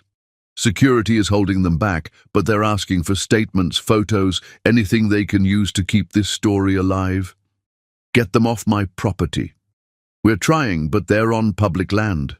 And, sir, there's something else. Langley's voice dropped. Someone leaked Ms. Bell's personal information. Her old address, her sister's medical records, even her employment history. The vultures are circling everyone she's ever known. Debbie's blood turned to ice. Bethesda. They're going after Bethesda. Her phone rang immediately, as if summoned by her fear. Bethesda's name appeared on the screen, but when Debbie answered, her sister's voice was small and frightened. Debbie? There are people outside my apartment, reporters with cameras, asking questions about you and Mr. Priest. They're saying terrible things, offering money for dirt on your relationship. I'm scared. Lock your doors, Debbie said immediately. Don't talk to anyone. I'm coming to get you. No. Darren's voice was firm. You're not going anywhere near those vultures. Langley, send a security team to collect Miss DuPont. Bring her here where she'll be safe. And Alexandria? Debbie asked. Anyone you care about gets protection, Darren replied without hesitation. I'll bankrupt myself before I let them hurt people you love. The next few hours passed in a blur of phone calls, security arrangements, and damage control. Darren's legal team worked around the clock to combat the lies, but for every false story they killed, 2 more sprang up to take its place. The internet had turned their love story into a feeding frenzy, and truth was irrelevant when speculation sold more papers. By evening, Bethesda and Alexandria were safe at the estate, but the cost was becoming clear. Darren's company stock had dropped 15%. 3 major investors had pulled out of upcoming deals. The board was in emergency session, discussing options that ranged from forced resignation to complete restructuring. This is my fault, Debbie said as they sat in his study, watching the news coverage that painted her as everything from a calculating gold digger to a home-wrecking opportunist. If I hadn't come here, if I hadn't fallen in love with you, then I'd still be half dead, Darren interrupted. Living in this beautiful mausoleum, too broken to remember what happiness felt like. You gave me back my life, Debbie. I won't let anyone make me apologize for that. But at what cost? Your company, your reputation, everything you've built can be rebuilt. But you— He turned to face her fully, his eyes blazing with intensity. You're irreplaceable. What we have is irreplaceable. I'd rather lose everything else than lose you. A soft knock interrupted them. Montgomery Capital entered, his usually cheerful face grave with concern. The board voted, he announced without preamble. They're demanding your resignation as CEO unless you publicly end the engagement within 48 hours. Let them demand, Darren replied coldly. I built that company from nothing. I can do it again. Darren, be realistic. Rockville Senate is orchestrating a hostile takeover. If you don't give the board what they want, they'll side with him. You'll lose everything. The company, the foundation, even this house. Then I'll lose it all. Darren's voice was steel wrapped in velvet. But I won't lose her. Montgomery's expression softened. I know you love her. We all do. But maybe there's another way. A strategic retreat until this blows over. No. Debbie stood abruptly, her decision crystallizing like ice in her chest. No, there's only one way to stop this. Both men turned to stare at her, and she saw the exact moment Darren realized what she was thinking. Don't, he said, his voice rough with panic. Don't even think about it. It's the only way, she said softly, her heart breaking even as she spoke the words. As long as we're together, they'll keep attacking. As long as I'm here, your life will be under siege. But if I leave, I'll come after you. If I leave and make it clear that I'm the one ending this, that I was overwhelmed by the pressure and decided I wasn't ready for this life. She swallowed hard. They'll paint me as a coward instead of a gold digger. You'll look like the victim instead of the fool. Your reputation can recover. I don't care about my reputation. But I care about you, she replied, tears streaming down her face. I care about your company, your foundation, all the good you do in this world. I won't be the reason it all gets destroyed. Debbie, please. I love you, she said, the words torn from her soul. I love you so much that I'm willing to walk away to protect you. That's the measure of how much I love you. She was already moving toward the door, knowing that if she stayed another moment, her resolve would crumble completely. If you leave, Darren called after her, his voice breaking, you take my heart with you. Then I'll guard it with my life, she whispered without turning around, until it's safe for us to be together again. But even as she said the words, she wondered if that day would ever come. Love might be worth fighting for, but sometimes the bravest thing you could do was surrender, even when surrender felt like dying, especially then. Chapter 8. The Darkness Before Dawn. The cruelest kind of darkness is the one that comes after you've tasted light, when you know exactly what you're missing and every breath reminds you of what you've lost. 3 weeks, 21 days, 504 hours since Debbie Bell walked out of Darren Preece's life to save it, and every second felt like a blade twisting in his chest. The Preece estate had never felt more like a mausoleum. Darren wandered its halls like a spectre, haunting his own existence, moving from room to room without purpose, eating meals he couldn't taste, attending meetings where words flowed around him like meaningless noise. The board had been satisfied with the amicable separation, stock prices had stabilized, and Rockville Senate's hostile takeover had been thwarted. Everyone thought he'd won. Everyone was wrong. Sir? Langley Pentagon appeared in the doorway of the study, his voice carefully neutral. The quarterly reports are ready for your review. Darren didn't look up from the window where he'd been staring at the garden for the past hour. The roses were blooming, the same roses Debbie had tended with such care, the same ones she'd cut for his desk every morning. Now they mocked him with their beauty, reminding him of hands that would never touch them again. Sir, cancel the rest of my meetings. Darren said finally. "I'm not fit for human company today." Langley's face softened with concern. "Perhaps you should call her, just to check." "She made her choice." The words came out sharper than intended, but Darren couldn't soften them. If he acknowledged how much he missed her, how every breath hurt without her, he'd break completely. "She decided I wasn't worth the fight." "That's not—" "Leave me alone, Langley." When his assistant had gone, Darren finally allowed himself to slump forward, his head in his hands. The ring box sat on his desk where it had lived for 3 weeks. The engagement ring she'd left behind along with Elena's locket and a letter that had nearly destroyed him. "My darling Darren, by the time you read this, I'll be gone. Please don't think this means I love you any less. I'm leaving because I love you too much to watch them destroy everything you've built. You gave me the most beautiful weeks of my life. You showed me what it meant to be cherished, to be seen, to be loved for exactly who I am. I will carry that gift forever, even if I can never share it with you again. Take care of yourself, build something beautiful, find happiness, even if it can't be with me. All my love, always. Debbie." The roses need extra water in this heat.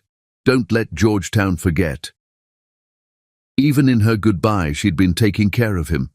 Across town, in a cramped studio apartment that felt like exile after the grandeur of the estate, Debbie Bell was learning that a broken heart was a physical thing, something that lived in your chest and made every movement ache. She'd found work at a small non-profit, helping families navigate the healthcare system, and threw herself into the job with desperate intensity. But no amount of purpose could fill the Darren-shaped hole in her soul. Her phone buzzed constantly with calls from reporters wanting interviews, producers offering book deals, and tabloid journalists fishing for exclusive details about her relationship with the billionaire. She ignored them all, just as she ignored the packages that arrived daily at her door. Flowers, jewelry, handwritten pleas from Darren begging her to come home. She couldn't go back. Not when she knew her presence would destroy everything he'd worked for.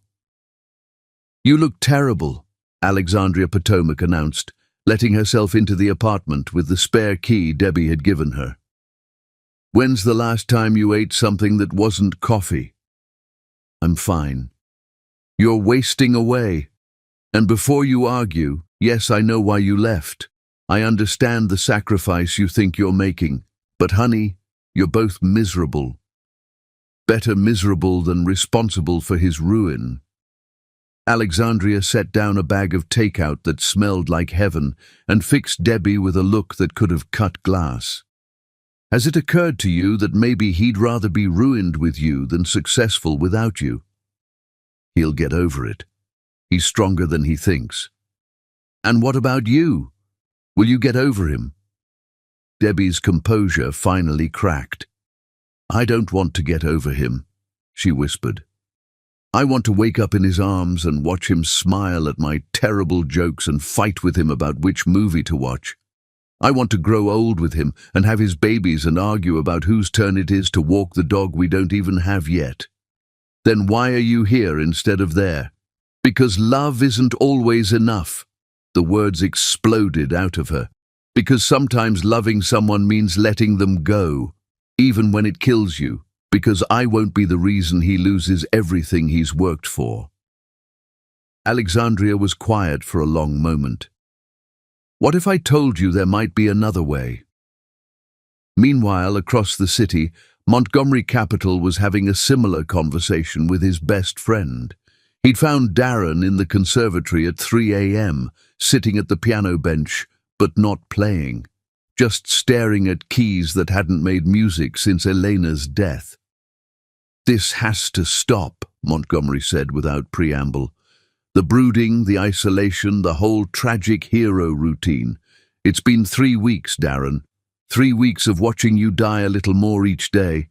I'm not dying, I'm functioning. Barely. You've lost weight, you haven't slept, and according to Georgetown, you're living on coffee and stubbornness. Montgomery sat beside him on the bench. She was right to leave, you know. Darren's head snapped up. What? Not because she doesn't love you. Anyone with eyes can see that woman is crazy about you, but because staying would have destroyed you both. The pressure, the scrutiny, the constant attacks, it would have poisoned what you had. So I should just accept it. Let her sacrifice herself for my comfort? Number. You should fix the real problem. Which is?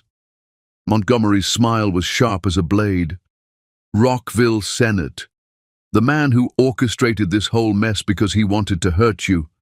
I can't prove that. Actually, you can. Montgomery pulled out a thick folder. Fairfax Supreme has been investigating.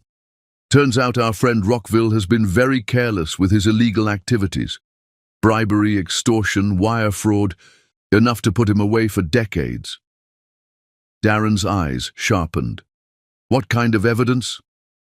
The kind that proves he paid journalists to lie about Debbie, hired private investigators to stalk you both, and even bought Arlington's cooperation with promises of funding her failing art gallery. Financial records, recorded phone calls, digital receipts for everything. Why is Fairfax telling us this instead of the FBI? Because he wanted to give you first shot at revenge. Rockville tried to destroy your happiness. Fairfax thinks you should have the honor of destroying him. For the first time in weeks, Darren smiled. What did you have in mind? The plan they hatched was elegant in its simplicity. They would expose Rockville's crimes publicly, destroying his reputation and business empire while clearing Debbie's name. The evidence would show the world that she'd been an innocent victim of a powerful man's revenge scheme, not a calculating gold digger. Once the truth comes out, Montgomery explained, public opinion will shift. You'll go from billionaire fool to man whose love was weaponized against him. Debbie becomes the brave woman who sacrificed her happiness to protect you. It's actually pretty romantic. Will it work? It'll work. But more importantly, it'll give you both the chance to choose each other without the weight of the world on your shoulders. Meanwhile, Alexandria was working the same angle from her end. I've been in touch with Montgomery Capital, she told Debbie over dinner. They have a plan to clear your name and expose the real villain in this story. What kind of plan? The kind that proves you're not a gold digger, just a woman who fell in love with a man powerful people wanted to hurt. The kind that makes you a hero instead of a villain. For the first time in weeks, hope flickered in Debbie's chest. And then you can choose each other freely. No external pressure, no manufactured scandal. Just two people deciding whether their love is worth building a life on. What if it's too late? What if he's moved on? Alexandria laughed softly. Honey, have you seen the pictures? That man looks like he's attending his own funeral every day. He hasn't moved on. He's barely existing at all. They set the plan in motion the next morning. Fairfax Supreme would deliver the evidence to federal prosecutors while simultaneously releasing key documents to trusted journalists. By evening, the real story would dominate front-page news, and by morning, Rockville Senate would be in handcuffs. Darren spent the day in nervous preparation, writing a speech he planned to deliver once the truth came out, words that would hopefully convince Debbie to come home where she belonged. He had flowers delivered to her apartment, not the elaborate arrangements he'd been sending, but simple daisies because she'd once mentioned they were her favorite. Everything was ready. The evidence was compiled, the journalists were briefed, and the FBI was standing by. Tomorrow, their nightmare would be over. That's when Debbie's phone rang. Debbie Bell? The voice was unfamiliar, carefully neutral. Speaking. You need to come to Warehouse District Pier 47 immediately. Come alone and don't call anyone. I'm sorry. Who is this? Someone who has your sister. The blood drained from Debbie's face. What? Bethesda DuPont. Pretty girl, recovering from surgery. She's safe for now, but that could change very quickly if you don't follow instructions. If you hurt her, whether she gets hurt depends entirely on you. Pier 47, 1 hour, come alone or she dies. And Ms. Bell, when you arrive, you'll be signing a sworn statement about your relationship with Darren Preece. A statement that confirms you manipulated a grieving man for financial gain, refuse, and your sister pays the price. The line went dead. Debbie stared at the phone with shaking hands, her mind racing. Bethesda had been staying with friends, trying to recover from the media circus while finishing her physical therapy. Someone had taken her, was using her as leverage to force a confession that would destroy Darren permanently. She thought about calling him, about calling the police, about calling anyone who could help. But the voice had been clear. Come alone or Bethesda dies. 30 minutes later, she was driving toward the warehouse district with tears streaming down her face and a heart full of despair. Just when hope had returned, just when freedom had seemed possible, the nightmare was starting all over again. And this time, she might lose more than just the man she loved. This time, she might lose everything. Chapter 9. Fighting for Forever. The measure of love isn't how far you'll go for someone when the path is easy. It's how many walls you'll tear down with your bare hands when everything you hold dear is threatened. Darren was reviewing the final evidence package when Georgetown burst into his study, her face white with terror and her silver hair disheveled from running. "He took her!" she gasped, clutching the doorframe for support. "That monster took Bethesda!" The blood in Darren's veins turned to ice. "What are you talking about?" Alexandria just called. Bethesda was walking home from physical therapy when a black van pulled up. 3 men grabbed her off the street in broad daylight. Georgetown's voice broke. Alexandria tried calling Debbie to warn her, but her phone goes straight to voicemail. Darren was already reaching for his phone, dialing Debbie's number with hands that shook with barely controlled fury. When it went to voicemail, he tried again and again. "Sir?" Langley Pentagon appeared in the doorway, drawn by the commotion. "What's happening?" "Rockville has Bethesda," Darren said, his voice deadly calm in the way that meant volcanic rage lurked beneath the surface. "And Debbie isn't answering her phone." Understanding dawned in Langley's eyes. He's using the sister as leverage, forcing Debbie to sign something that incriminates her. Or worse. Darren was already moving, grabbing his coat and car keys. "Call Montgomery. Tell him to bring the FBI evidence to Warehouse District immediately. Call Alexandria and get Bethesda's last known location and get me a GPS trace on Debbie's phone, now." "Sir, if this is a trap, then I'm walking into it willingly." Darren's blue eyes blazed with a fire that could have melted steel. "No one threatens my family. No one." 15 minutes later, Darren's Bentley tore through the Virginia countryside like a missile seeking its target. Montgomery sat in the passenger seat, a briefcase full of evidence in his lap, and a phone pressed to his ear as he coordinated with federal agents. "FBI is en route," Montgomery reported, "but they're 20 minutes out. GPS shows Debbie's phone at Pier 47 in the warehouse district." "We're not waiting for backup." "Darren, be reasonable.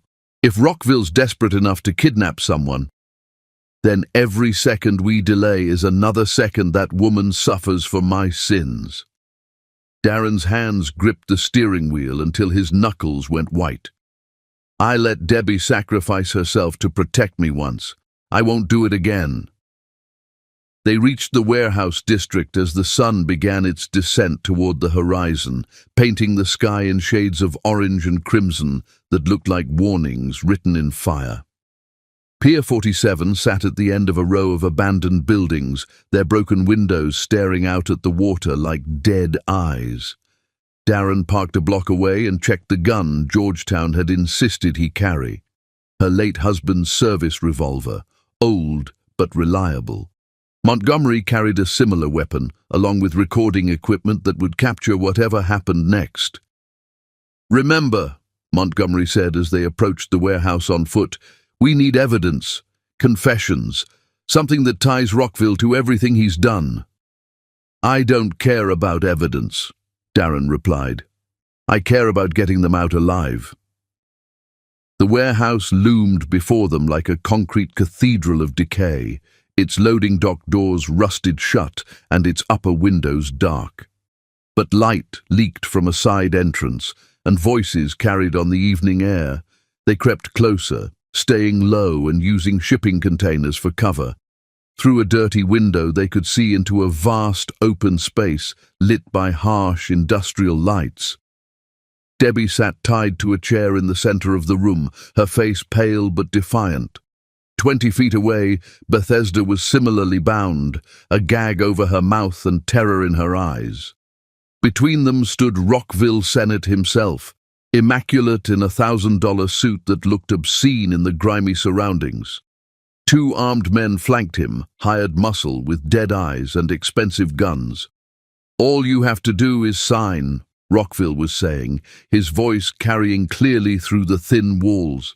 "A simple statement, admitting you manipulated Darren Preece for financial gain, that you never loved him, only saw an opportunity to exploit a grieving man." "Go to hell," Debbie spat. Rockville nodded to one of his men, who stepped forward and backhanded Bethesda across the face. The younger woman's cry of pain was muffled by the gag, but the sound hit Debbie like a physical blow. "Every minute you delay causes your sister more pain," Rockville said conversationally. "Sign the statement, and you both walk away. Refuse and, well, accidents happen in places like this." "You're insane," Debbie said. "Even if I sign that, Darren will never believe it. He knows I love him." "Love?" Rockville laughed, the sound echoing off concrete walls. "You think that pampered prince knows anything about real feeling? He's been playing dress-up with his grief for 5 years. You're just the latest costume in his collection." "You don't know him. I know he's weak. I know he's been hiding from life since his precious Elena died. And I know that when the world sees your signed confession, combined with photographs of you in compromising positions with other men, photographs I had taken by very talented professionals, his fragile little heart will shatter all over again." Darren had heard enough. He looked at Montgomery and saw his own rage reflected in his friend's eyes. "On 3, Darren mouthed, they burst through the side door like avenging angels, weapons drawn and voices raised in commands that cut through the air like whip cracks. "FBI, nobody move!" The 2 guards went for their guns immediately, training overriding surprise. Montgomery dropped one with a clean shot to the shoulder, while Darren tackled the other, sending them both crashing into a stack of wooden crates with bone-jarring force. Rockville pulled a small pistol from his jacket and aimed it at Debbie's head. "Stay back! I'll kill her!" "No," Darren said, rising from the unconscious guard with blood on his knuckles and lethal determination in his eyes. "You won't." There was a certainty in his voice, the conviction that came from a man who'd lost everything once and refused to lose it again, that made Rockville hesitate. In that moment of doubt, Debbie threw her weight sideways, toppling her chair and rolling away from the gun's aim. Darren fired once, the bullet taking Rockville in the wrist and sending his weapon spinning across the concrete floor. The billionaire businessman crumpled, clutching his bleeding hand and screaming about lawyers and immunity. "The only consequence," Darren said, standing over him, "is that you're going to prison for a very long time." He was already moving toward Debbie, his gun forgotten as he freed her from the ropes with hands that shook with adrenaline and relief. The moment her bonds were cut, she threw herself into his arms, and he held her like she was the most precious thing in the universe. "Are you hurt?" he asked, his hands roaming over her face and shoulders, checking for injuries. "I'm okay, but Bethesda..." Montgomery was already freeing her sister, his voice gentle as he assured her she was safe. The younger woman sobbed with relief as the gag came off, and Debbie rushed to hold her. "How did you find us?" Debbie asked through her tears. "I'll always find you," Darren replied simply. "No matter where you are, no matter who tries to keep us apart, I'll always come for you." The FBI arrived as promised, taking Rockville and his hired muscle into custody while EMTs checked everyone for injuries. Montgomery handed over the evidence briefcase, explaining how they'd tracked the criminal conspiracy from beginning to end. "This should put him away for 20 to life," the lead agent told Darren. "Wire fraud, kidnapping, extortion, conspiracy, you name it, he's guilty of it." As the authorities cleaned up the scene, Darren and Debbie found themselves alone on the pier, watching the sun set over water that reflected the sky like molten gold. She was still shaking from the ordeal, and he kept one arm around her waist, anchoring her to safety. "You risked everything to save us," she said softly. "Your safety, your life. You could have been killed. What's the point of being safe if you're not here to share it with me?" He turned to face her fully, his hands framing her face. "I'm done pretending I can live without you. Done letting other people dictate our happiness. I love you, Debbie Bell, and I don't care who knows it. But your company, your reputation, will survive. They survived the scandal once. They'll survive whatever comes next. But I won't survive losing you again." She was reaching up to kiss him when a voice cut through their moment like a blade through silk. How touching. They turned to see Arlington Embassy stepping out of a black sedan, her red dress a splash of color against the industrial gray surroundings. She moved toward them with predatory grace, her smile sharp enough to cut glass. "Arlington," Darren said, his voice carefully neutral. "What are you doing here?" "Cleaning up loose ends." Her laugh was music played in a minor key. "Did you really think exposing Rockville would solve all your problems, that you could just ride off into the sunset with your little housemaid? The media will retract their stories once the truth comes out," Debbie said. "Everyone will know I was set up." "Will they?" Arlington's smile widened. "Even when they learn about the baby?" The words hit like physical blows. Darren went rigid beside her, and Debbie felt the world tilt on its axis. "What baby?" Darren's voice was barely above a whisper. Arlington placed one perfectly manicured hand on her still flat stomach. "Our baby, darling. The one conceived the night you came to me after your little gold digger ran away. Don't you remember? You were so heartbroken, so vulnerable. One thing led to another." "That's impossible," Darren said, but doubt was creeping into his voice. "I never. The night after she left, you drank most of a bottle of scotch and called me, crying about how empty the house felt. I came over to comfort you and—" She shrugged elegantly. "Grief makes people do things they normally wouldn't." Debbie felt her heart shatter all over again. The happiness of their reunion, the joy of their rescue, everything beautiful they'd reclaimed, all of it turned to ash in her mouth. "Is it true?" she asked, her voice hollow. Darren looked confused, shaken. "I remember drinking. I remember calling someone, but I thought it was Montgomery." "I have the phone records," Arlington said sweetly, "and the hotel receipts. We spent the night at the Ritz-Carlton because you said the estate had too many memories. Don't you remember the champagne? The way you said Elena's name when you—" "Stop." Debbie couldn't listen to any more.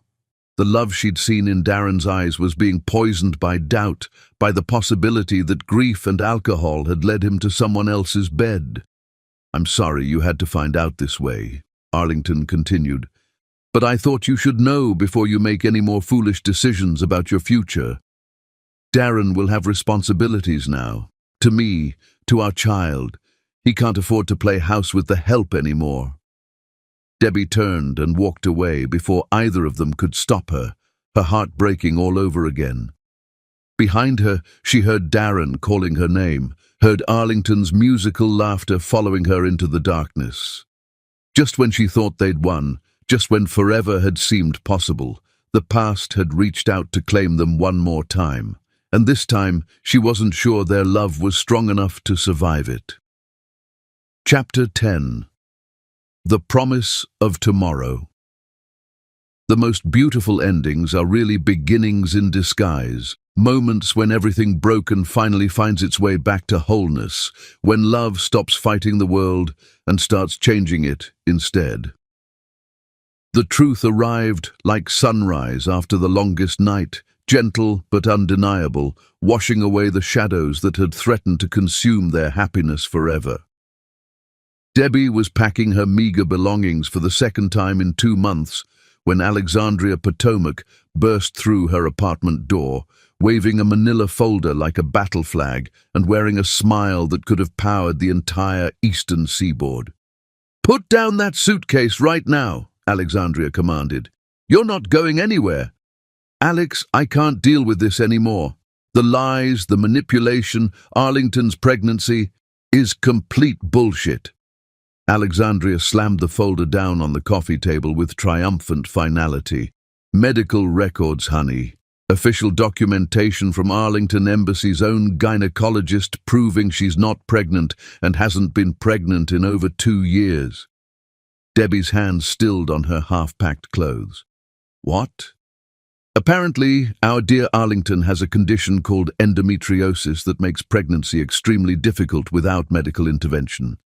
Her doctor was very thorough in documenting her reproductive challenges when she applied for fertility treatments last year." Alexandria's grin was predatory. Treatments that failed, by the way. But the hotel records she mentioned, fabricated. Darren never called her that night. Montgomery has his phone records. The only person he called was his therapist's crisis line. Spent 2 hours talking to a counselor about grief and loss and how much he missed you. The folder contained everything: medical records, phone logs, even security footage from the Ritz-Carlton showing Arlington entering and leaving alone that night, while Darren was 40 miles away at the estate, passed out drunk in his study with Montgomery watching over him. "She fabricated the entire story," Alexandria continued, "down to the smallest detail. Professional-level gaslighting designed to make you both doubt what you know to be true." Debbie sank onto her couch, the relief so overwhelming she felt lightheaded. He didn't sleep with her.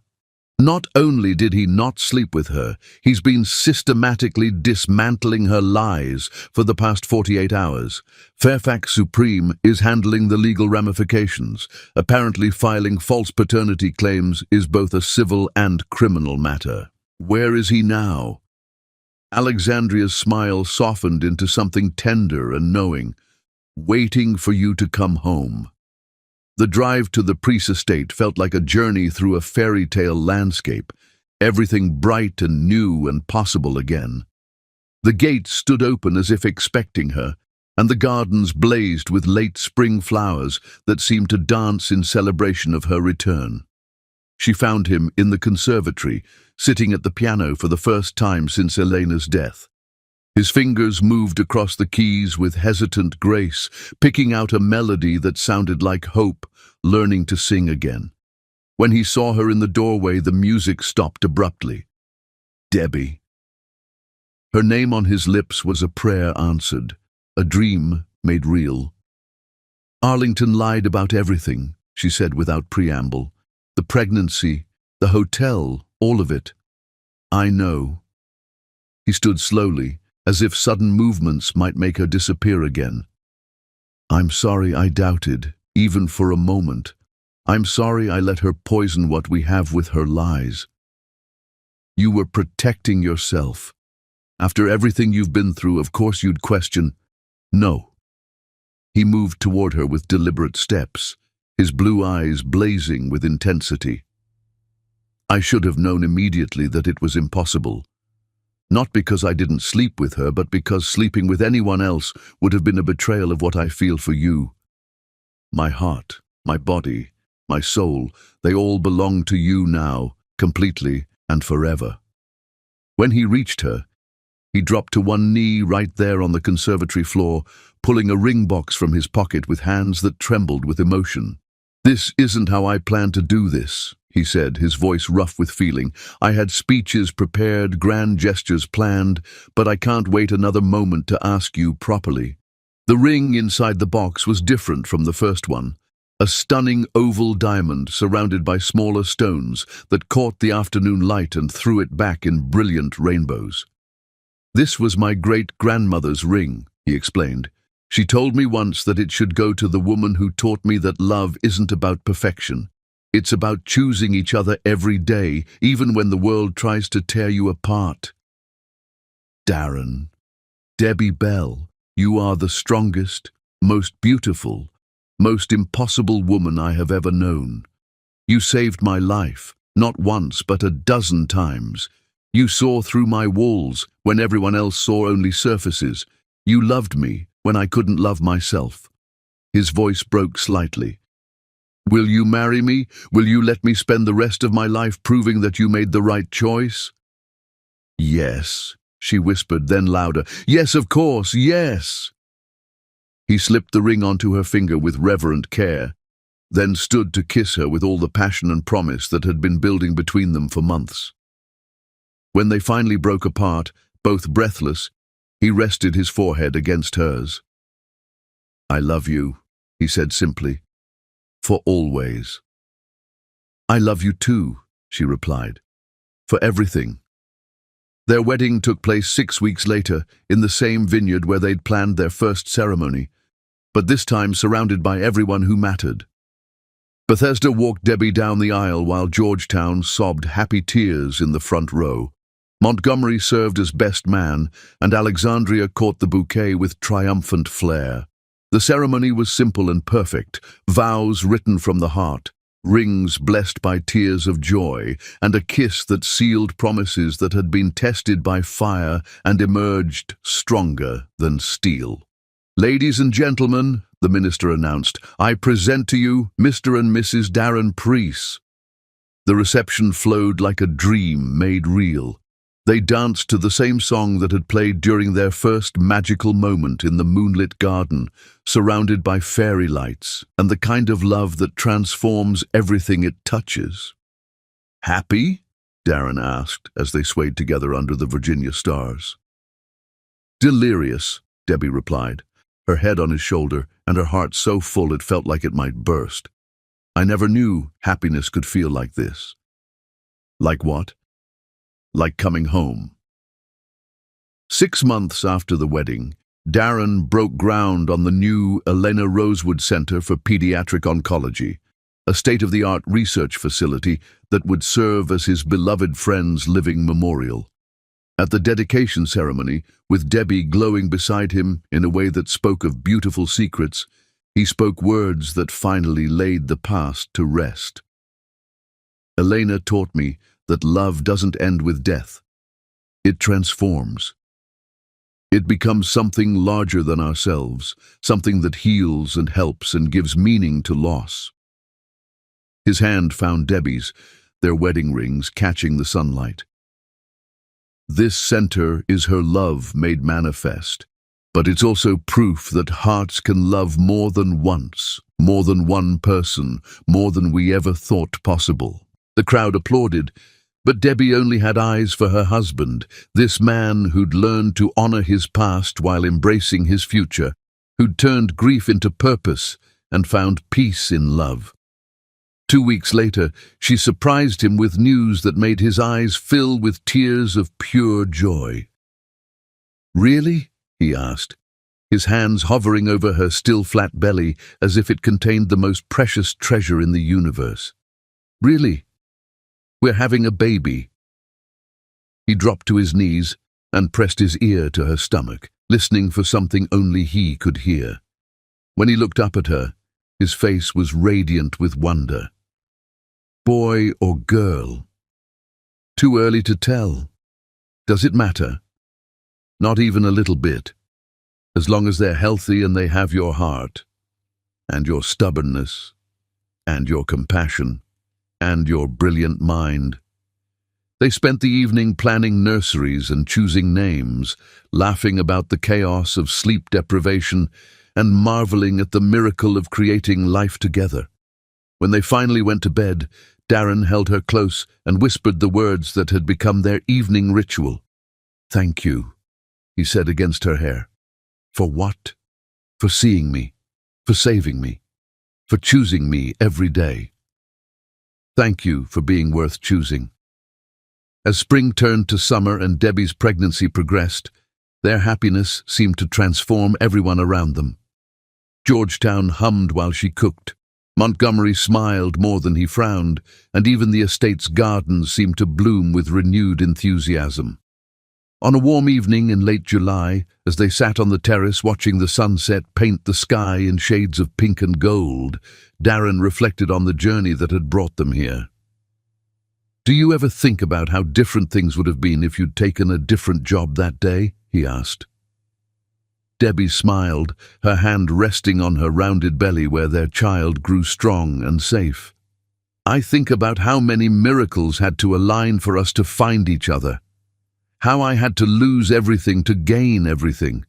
How you had to be broken before you could be whole." "Fate?" "Love," she corrected.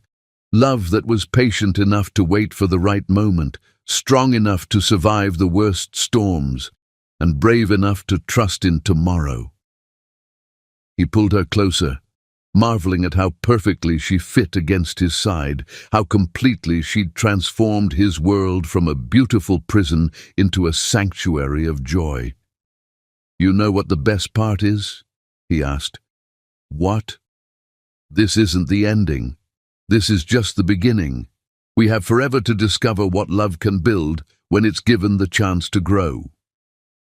Their daughter was born on a snowy December morning, arriving with Debbie's fierce spirit and Darren's thoughtful eyes. They named her Hope Eleanor Preece, hope for the future they'd fought to claim, Elena for the friend whose love had blessed their beginning. As Darren held his daughter for the first time, looking at his wife who'd made every dream he'd been afraid to dream come true, he whispered the words that would become family legend. "You didn't just work in my house, Debbie. You became my home. You and Hope, you're everything I never knew I needed, everything I thought I'd lost the right to have. This is what forever feels like."